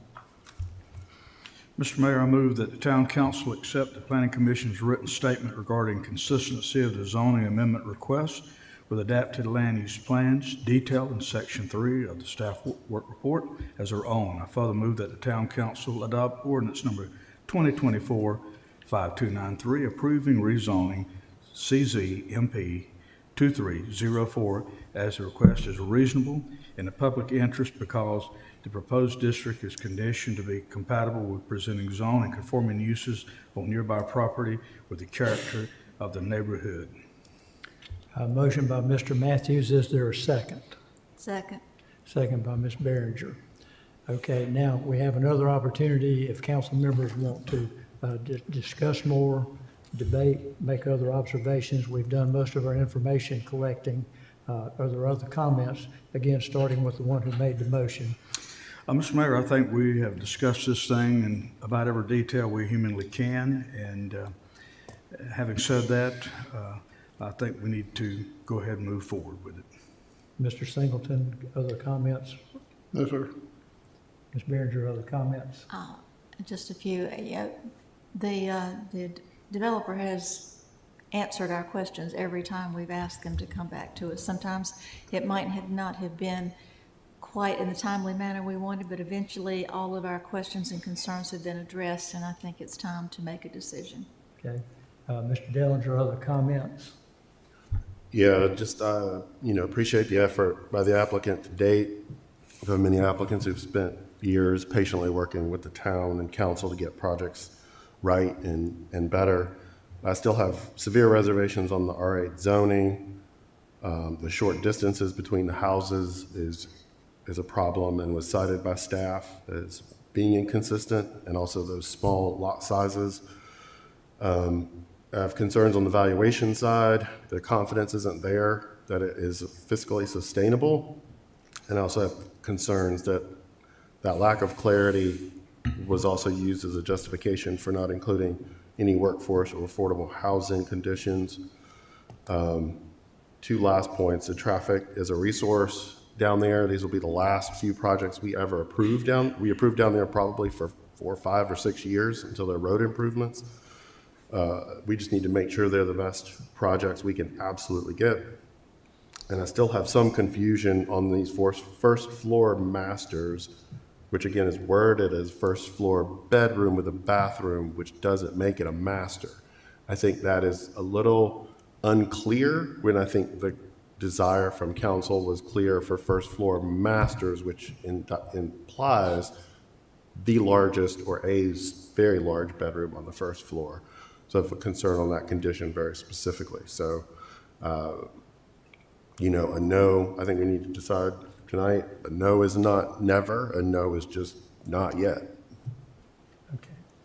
Mr. Pants, comments? Yes, I'd like to say the efforts have been quite clear with the drastic changes that were made early on in the process and coordination and taking consideration the requests of the council relative to the connections to the various greenways and trails and also future parks and things of that nature, and contributing to the improvements that are not directly affecting this project with the development agreement. And there were a lot of considerations that were made and adjustments that were made, which I believe have been significant in nature and also a positive when it comes to future developers coming before us to see what can be done as the council becomes more in-depth into the nuances of affordable housing, and also how we can work together to solve problems that are not necessarily directly caused by your or their development, but how we can work together to help solve transportation issues and help to make other areas more appealable relative to future developments in other areas. More specifically, I'm speaking of the connections Crosswalk and for Meadowbrook. Meadowbrook, just like your project, will have some time before things start to happen. Meadowbrook has time before it's in place, so at least there is that communication, which I believe is positive. the ability to be flexible and working together. And with that, that's all I have to say. Thank you. Well, I think it's time to call for a vote on this, and I suggest we do a roll call vote. We'll start with the person who made the motion. Mr. Matthews, aye or nay on approving this rezoning? Aye. Mr. Singleton? Nay. Ms. Behringer? Aye. Mr. Dellinger? Not yet. Okay. Mr. Vance? Yes. Okay, that's 3-2 to approve the rezoning. It passes. That concludes the action on this one. I would just add one more comment, one more request. Every chance you get, aim a little higher. Err on the side of doing better. If you think about widening that street, putting in some parking, upgrading the townhouses, more offsets, more architectural, please go high on this. And next time, from the very beginning, it might be no more townhouses. So do a heck of a job on these. Okay, thank you for attention. Thanks for the audience who's been here with us. Tough decision, important decision, one we'll live with for a long time. Let this be a Lennar showplace if you can. Thank you. Moving right along. Next on the calendar is committee reports, and we'll get committee reports from the various council members who are liaison. We'll start with Mr. Vance and come this way. Yes, sir. Yes, sir. Thank you, Mr. Mayor. I will say that the Affordable Housing Task Force will meet on this coming Monday afternoon. This will be our fourth meeting we'll be having on this afternoon, and we're preparing to come before the council with a status report soon thereafter, so that the council can be updated as to where we are in the process of affordable housing. And next thing, the HR committee is going to meet to discuss the various areas that need to be reviewed for vacancies. And we will be coming forth, hopefully, with some recommendations in the not-so-distant future. Excellent. Thank you very Yes, much. sir. Mr. Dellinger, committee reports. No reports. Ms. Behringer. Yes, on behalf of the official, unofficial Public Art Committee, we have our first installment of public art, and that is the shroud on the water utility container at the fire station on corner of Garner Road and Main Street. So when you have a chance to go by and have a look at it, it looks a little bit different than it did before, and that's just a preview of things to come. It's been getting very good reviews, I might add. Mr. Singleton, committee report. No committee report. I have something on council report. Okay. No committee, got some on council. Okay, then let's start back with you on the next round. Oh, no, we're going to manager reports. Now we'll go to Ms. Miller. Yes, good evening, Mayor, members of council. We've got several reports to share with you this evening. First is your October edition of Talk of the Town, and I'll ask Assistant Manager Hodges if he'll give a brief overview of our October update. Thanks, Ms. Miller. Good evening, Mayor and council members. Your Talk of the Town report this month has several items of note. One of them is Cybersecurity Awareness Month. October is when we recognize Cybersecurity Awareness Month.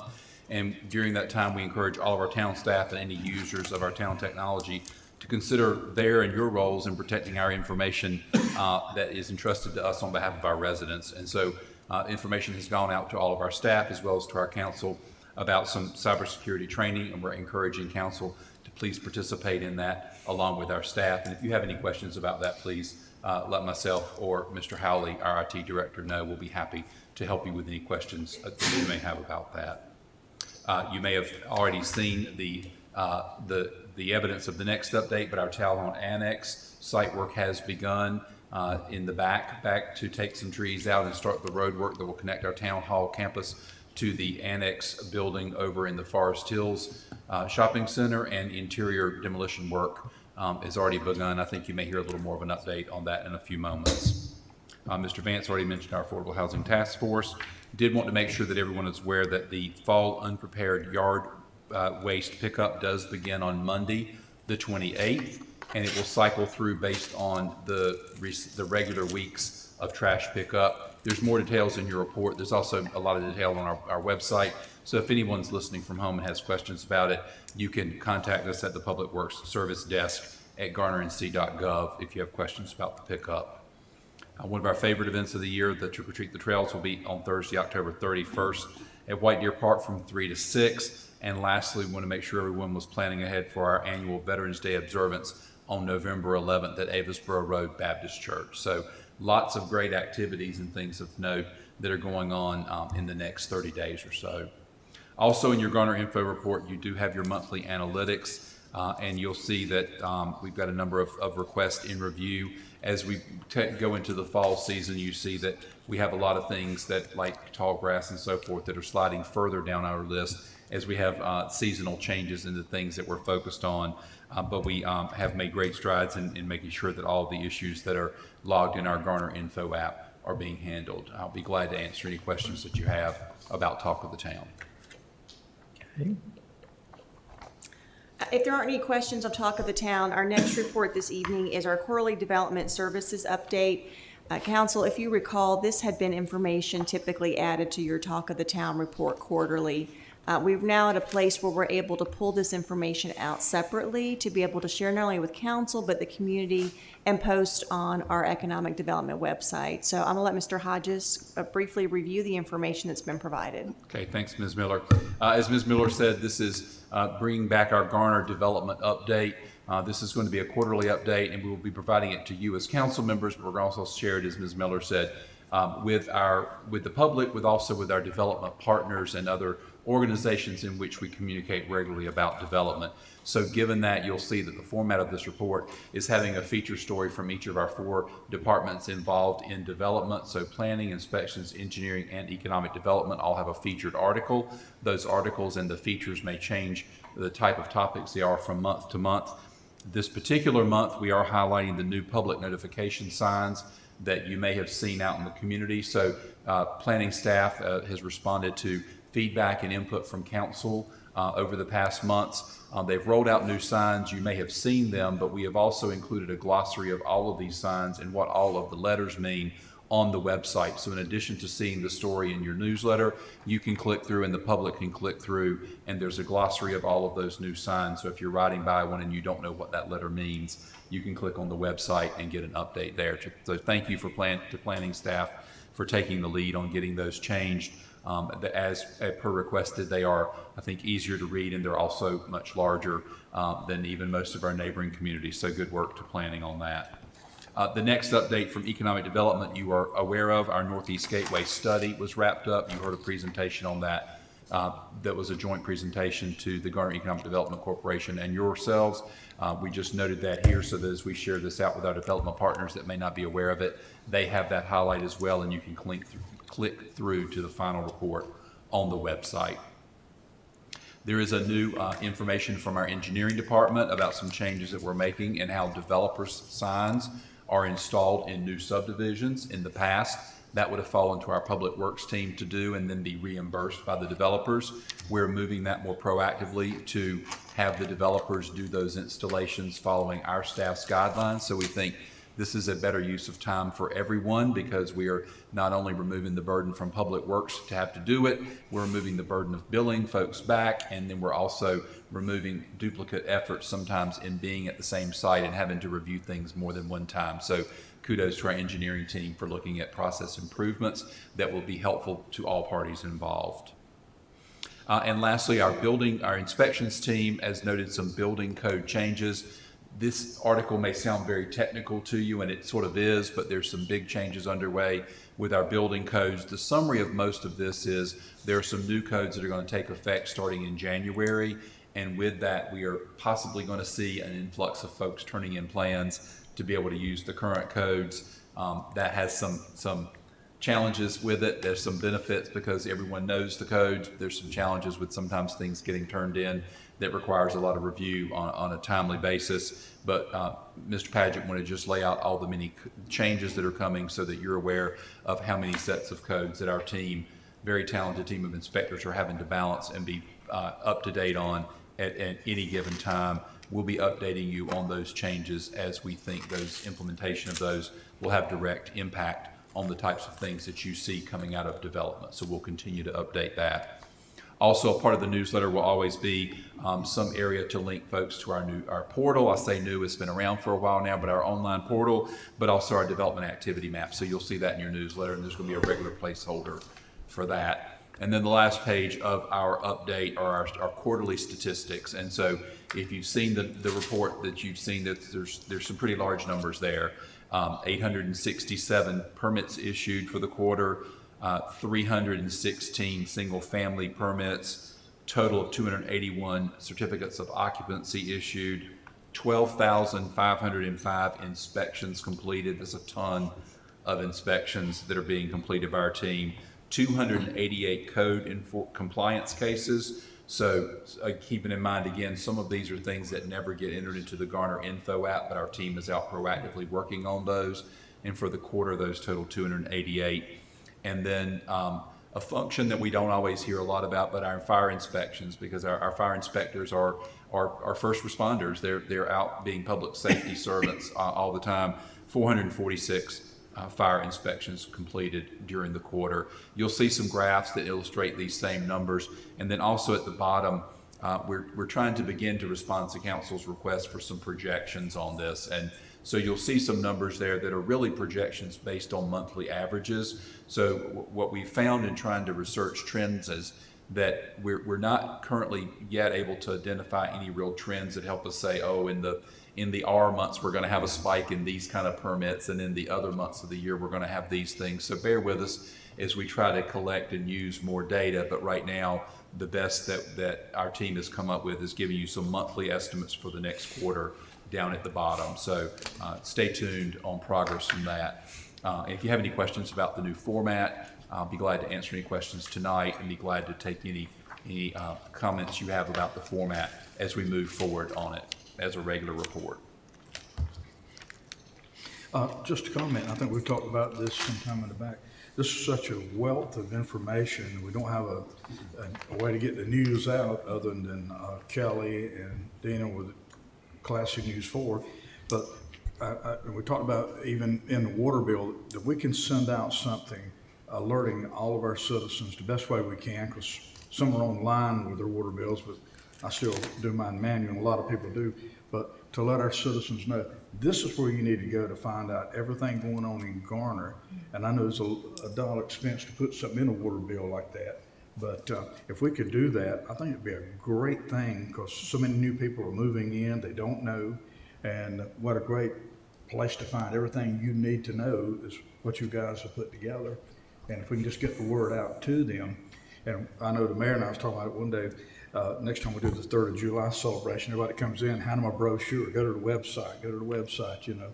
Anything we can do to put the message out there to check it out, I think it would be a plus. It's a wealth of information.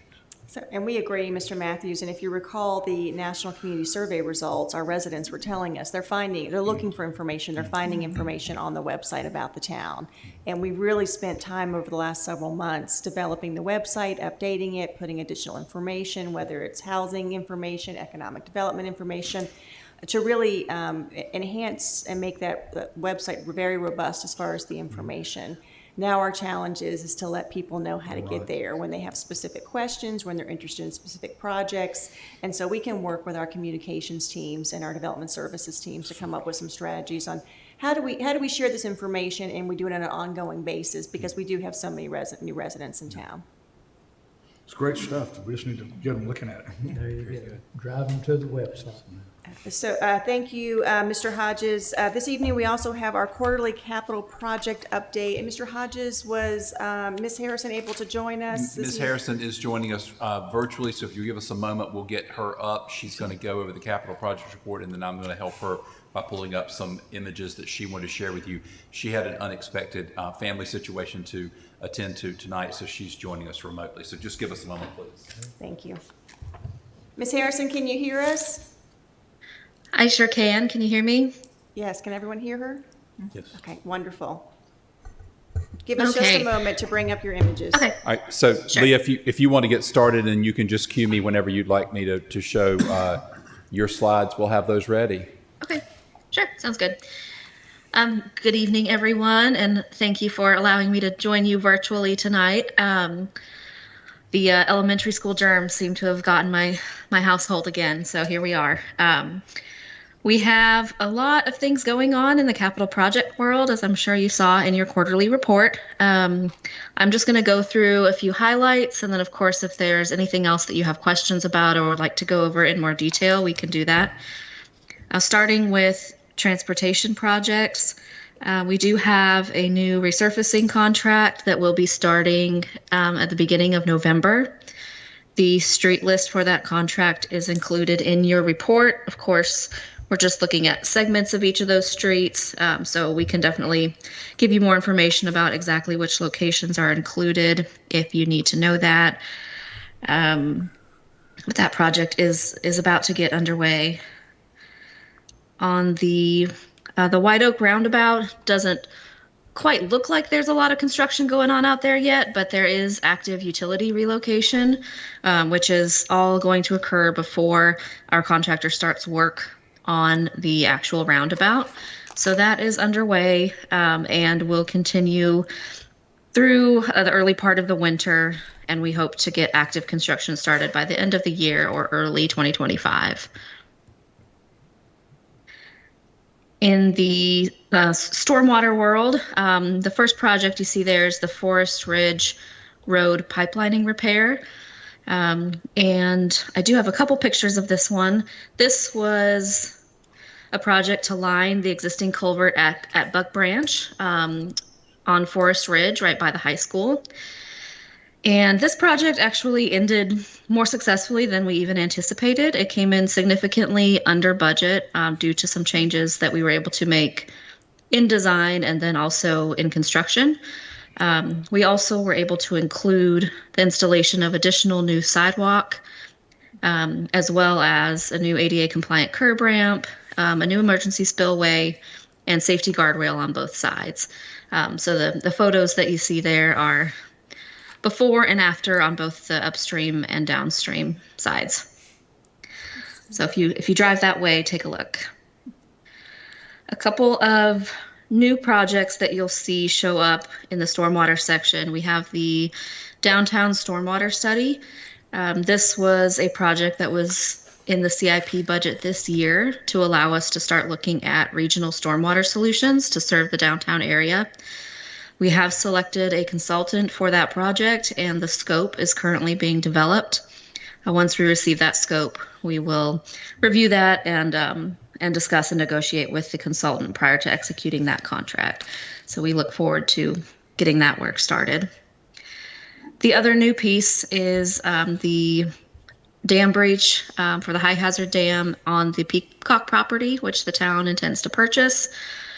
This is a project to analyze what is the best approach to deal with the high hazard dam, including breaching and what means we will take to do that, and also looking at what downstream impacts that may cause, and of course how we need to deal with those to alleviate any potential downstream impacts. We issued a limited request for qualifications for this work of the firms that are on our on-call list. And we are currently reviewing those with a plan to have the firm selected hopefully by the end of this week for announcement early next week. Once the firm is selected, then we'll work with them to start scoping that project and get design work underway. In the park section, you have several projects.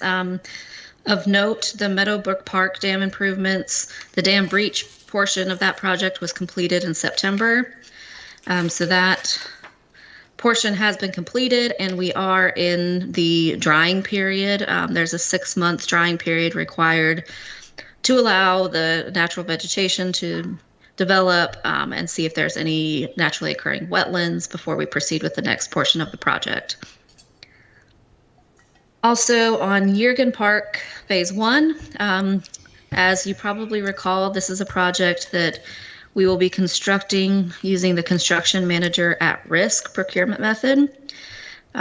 So the construction manager at risk is currently bidding this project. and plans to deliver a final guaranteed maximum price to the town by mid-November. So they will accept bids for various packages on the project and will submit to us a guaranteed maximum price. Once we approve that, then they can execute their contracts to begin construction of the park. There is currently utility relocation and new utility infrastructure being planned and some construction underway working toward that. Looking at facilities, Mr. Hodges mentioned we have started construction on the Town Hall Annex. And I have a couple photos of this as well. I'm not sure if y'all saw it before any of this work was started, but the demolition has begun in that building. So they've cleared out what will be the future engineering space, and then also started some clearing and some groundwork for the future access road. This is standing near the annex looking back toward Town Hall. I'm sure you've noticed driving into Town Hall, it does look a little different with all of those trees down. So we're excited for that work to be getting started. The timeline for that project shows final completion May 24th of 2025. So we hope to be moving in around that time. The final piece of information in your report is the NCDOT projects in Garner. The only thing that has changed on this report this quarter is the let date for the project that will provide intersection improvements at NC 50 and Timber Drive. That was previously set to let in July, and it was moved to October 23rd. So supposed to let tomorrow. I haven't heard anything different, but we will check in on that and see if that actually happens. Other than that, I am happy to answer any questions you have or go over anything in more detail.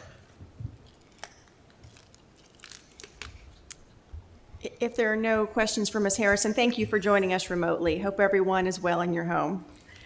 You're welcome. The final report this evening is the quarterly financial report, and I'll ask Finance Director David Beck if he wouldn't mind coming to the podium just to give council a few highlights of the quarterly financial report. Good evening, everyone. Yeah, just very briefly wanted to touch on a few highlights of the quarterly financials. Obviously, we're still in the early stages of this new fiscal year, so everything seems to be tracking as projected, you would say, for budgeted purposes. A couple of the revenue highlights I wanted to point out. You can see that building permit revenue is off to a strong start, which when you hear the number of inspections they're doing, that's not surprising. Also, you can see that our park facilities are getting a lot of use, facility rentals, things like that, are up over the prior year by over 40%. And also our investments and the investment of our idle funds continues to produce good results as interest rates are still favorable. Expected to see probably 2 more interest rate cuts before the end of the year, so those will start to taper off somewhat, but right now we are still enjoying the benefit of that. That's all I had for comments, Mr. Mayor. Glad to answer any questions anyone has.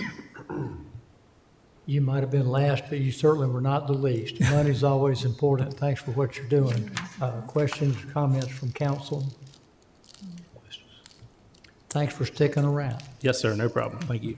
So thank you, Mr. Beck, for that report. Just a few other updates and reminders for council. Wanted to make you aware that the Wake County Planning Board has scheduled the public meetings for our ETJ expansion application. So the first meeting is scheduled for November 6th. It's Wednesday at 11 a.m. at the Wake County Justice Center. And the second meeting is scheduled for December 4th, Wednesday at 11:30 a.m. at the Wake County Justice Center. So we have this information. We'll work with our communications team to make sure it's shared and publicized, but wanted to make council aware of that as well. Just another reminder that early one-stop voting continues at Avery Street Recreation Center. That'll go through November 2nd. We've had an amazing turnout the first couple days of early voting. We had a total of over 5,800 people that voted by the end of the day on October 21st. So that was quite a turnout, and my understanding is we continue to see high numbers as well. And the last thing I wanted to share with council, and it's a sense of pride with me, is I want to recognize our assistant manager, John Hodges. He's recently been credentialed through the International City County Management Association. The credential manager is the gold star recognition for public managers being credentialed. It recognizes executive level experience. It recognizes a commitment to integrity and our code of ethics, as well as a commitment to professional development and learning. And so I'm excited that John has been credentialed through ICMA. It's something that we can be proud of as a community, as it's a real asset to our organization. So those are all the announcements and updates we have this evening. Those are all the updates and announcements we have this evening, and happy to answer any questions that council may have. Any questions for our town manager? We've even got John's picture on our email. What? Holy cow, how distinguished. There'll be copies later out in the lobby. He'll sign. Autographed, right? Well, that's no small accomplishment, John. Your achievement is recognized. I hope you got an actual gold star. I think it's on the way. Yeah, it's in the mail, right? The check is in the mail. Well, thank you for making that extra effort. That is important. And I expect you to be teaching the course next time. Well, thank you, and we'll take the opportunity just to thank council for supporting myself, Ms. Miller, and others as we pursue professional development. We can't do these type of things without the council's support in allowing us the time and the resources to be able to participate in the type of professional development ongoing basis that it takes to do this. So thank you all for the support of doing that. Absolutely, absolutely. Attorney reports. Yes, so just briefly, in addition to the fall intern that we have with us this semester, Ludney Jean-Baptiste, she's actually a night student at Central Law School, so she won't be joining us for any council meetings due to her class schedule. But this evening, Madison Carney, who is a third-year student at Campbell Law School that I am mentoring this year, was in attendance for part of the meeting. She is the child of a former council person from Mooresville. So very interested in local government. Great. So happy to be able to give these opportunities to new students and to increase the capacity of local government lawyers in North Carolina. Excellent. Who knows, maybe one day they'll come to work for us. Okay, great. That concludes my report. Okay. And that gets us back to the council reports, not the committee reports. Any other council reports? Let's start with Mr. Matthews. Thank you, Mr. Mayor. I've got one. I had the privilege to represent Garner. Last Wednesday, Congressman Nichols held a regional veterans meeting to share things that is going on in Washington. In attendance was Greer Martin, happens to be a good friend of mine. He is the Secretary of North Carolina Military and Veterans Affairs statewide, and both of these individuals had their complete staff with them. Also, Amy J. Breedlove, she's a deputy chief out at the VA for Veterans Affairs in Durham, and she was out here when we did the groundbreaking out there, and so it was good to see her again. And the purpose was they shared with us some things, and I had the opportunity to talk about the town of Garner and our greater area and the things that we're accomplishing out here and what we're looking to do.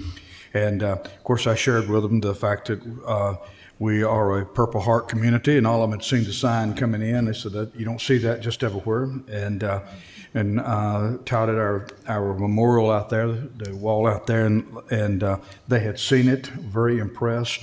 And we touted about the Vietnam Veterans Wall when it came a couple of years ago, and Garner was probably, the feedback we got was the best location they've had in a long time with the support we had behind them and the town staff, and it was quite an event. I told them in 2 years we hope to have it back.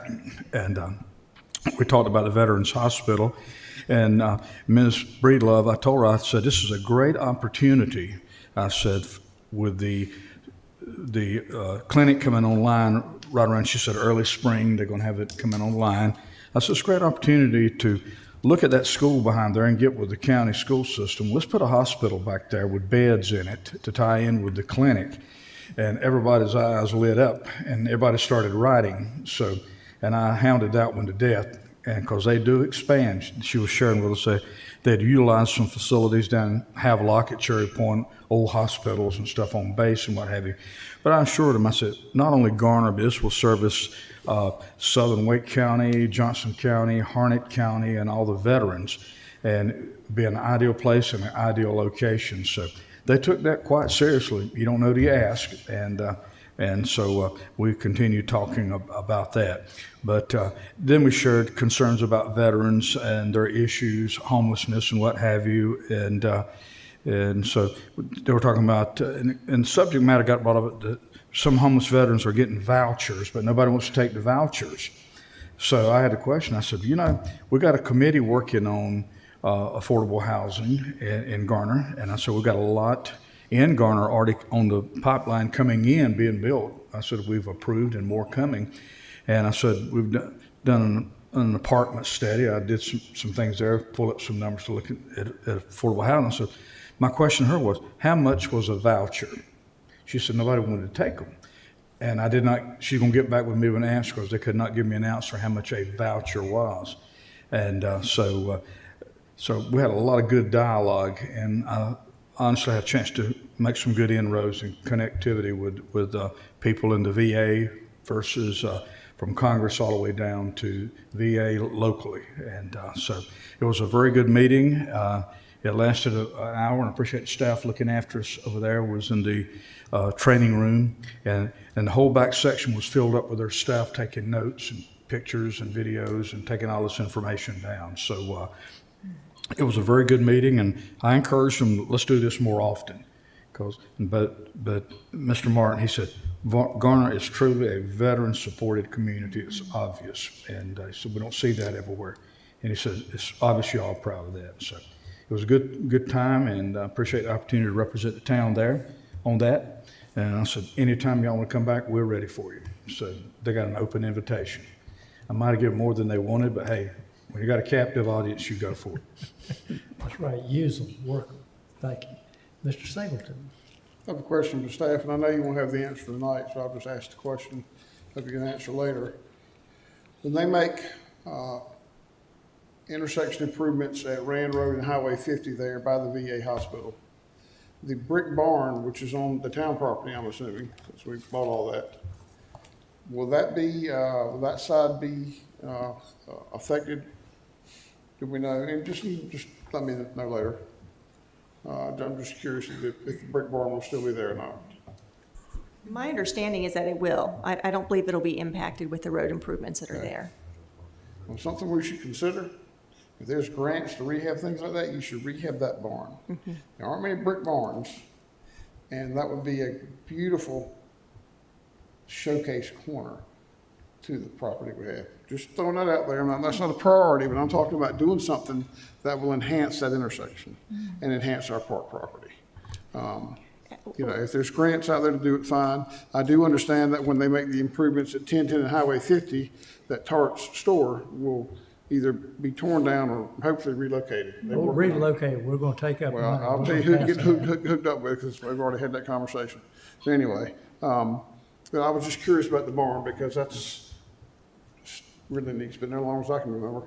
And just a way to set apart the park, because we don't have any major plans there to do anything right now. And we all knew that when we bought it. So just throwing that out there as a sleeper. I do appreciate this information on here in regards to everything on these projects. One quick question, I didn't ask Ms. Harrison when she was on here. I was just going to confirm the senior center, that what they're going to be doing some HVAC, electrical work, redoing the bathrooms. It just said construction starting this fall, but it will be complete in the spring of 2026. I wonder if that's supposed to be spring of 2025. That just seems like a long way for what they're doing. If y'all just get an answer. We'll follow up. Yeah. If it needs to be corrected, we'll correct that. Yeah, I just thought that was a long time for the work that's going to be done there. That's all I have. Thank you. You know, that barn you're talking about would be a great place for storage of equipment, because that park is out there, mowing machines and what have you. They don't have to travel down Highway 50, and that's always something we've needed. And that'd be an ideal place if we fix it up to store that Well, equipment. it'd be a nice place to just leave the barn and be as a showpiece, and not worry about storing the equipment there. We could put some horses and mules in it. Well, though, we can get some animals. I don't think that's as town wants to get in the livestock business. Next thing you know, we having rodeos out there. I'm done. I just want to reinforce the attention to the barn. I've had a number of citizens express a very large interest in preserving that. in the Absolutely. historic Painting the master roof, I've heard more times. Yeah. That's right. Well, you go in there, if you got a grant, you would probably retuck all the mortar joints, replace the windows and so forth like that. That really pick it up. But again, I don't know if there's grants to rehab things like that. So anyway, But we can put it on our wish list. put it on the wish list because we're looking for a lot of other grants for parks. So anyway, just throw it out there. It's something to think about because once it's gone, it's gone. Oh, yeah. Oh, yeah. Hope it doesn't burn down. Oh, it can't burn down. can it? Our vanishing Americana. Exactly. Historic beyond its years. Ms. Behringer? Yes, I have two things. It may be gone by now, but yesterday there was still an electric sign or a digital sign on Highway 70 East announcing the Oyster Fest. It was still there this morning. Okay, it needs to come down. It's past I've due. pulled in there 6 times, hoping it would still be there. Okay. No more So, oysters. yeah, that needs to come down. And then the second thing is, my daughter lives west of Asheville, and I talked with her this morning about the recovery efforts. And she said that what they're seeing now is it's getting cold, and that a lot of people still don't have electricity, and they need non-electric space heaters to keep them warm. They cost around $78, $80. Picture she sent me was from a local hardware store that we all know, but that is a need that we're not really hearing about in the news, but that they are very much in need of non-electric heaters. And that's all. Thank you. Mr. Dellinger? Yeah, it's good to see the high turnout at Avery Street, and just want to encourage everyone to take advantage of early voting. It's great that we have that opportunity in Garner, and if we don't use it, we may lose it. So the higher the turnout, the better. And it's just a great convenience for the town, and we support it, financially as well, so that they're here. But when they make those decisions, it's based on turnout and those numbers. So take advantage of that opportunity. And I think Ms. Miller said at the close yesterday it was 5,800 or 5,700. So as of yesterday, they had over 5,800. Okay, I voted today. I got there at 12:55 by the car, and I got back to the car at 1:25, and I was 65 and change, 65, 60 or something like that. So steady flow the whole time. Keep pushing. Mr. Bass? I have nothing for tonight. Okay, and I understand there is no closed session for tonight. So before we adjourn, I just want to seriously thank all the council members again for your commitment to civility, your taking of the course, your great role modeling that you've done here tonight. Civility worked. I think we got a lot accomplished, and we set a very good tone for our citizens and our development partners and the other outsiders to be orderly, to be courteous, be respectful. I think it went well. Will help me to help all of us do that as we go forward. So thank you. That being said, is there a motion to adjourn? So moved. Second. There's a move by Mr. Matthews and a second by Mr. Behringer. All in favor of adjournment signify by saying aye. Aye. Nay. Not hearing any unanimous. We're adjourned. Thank you. Hungry.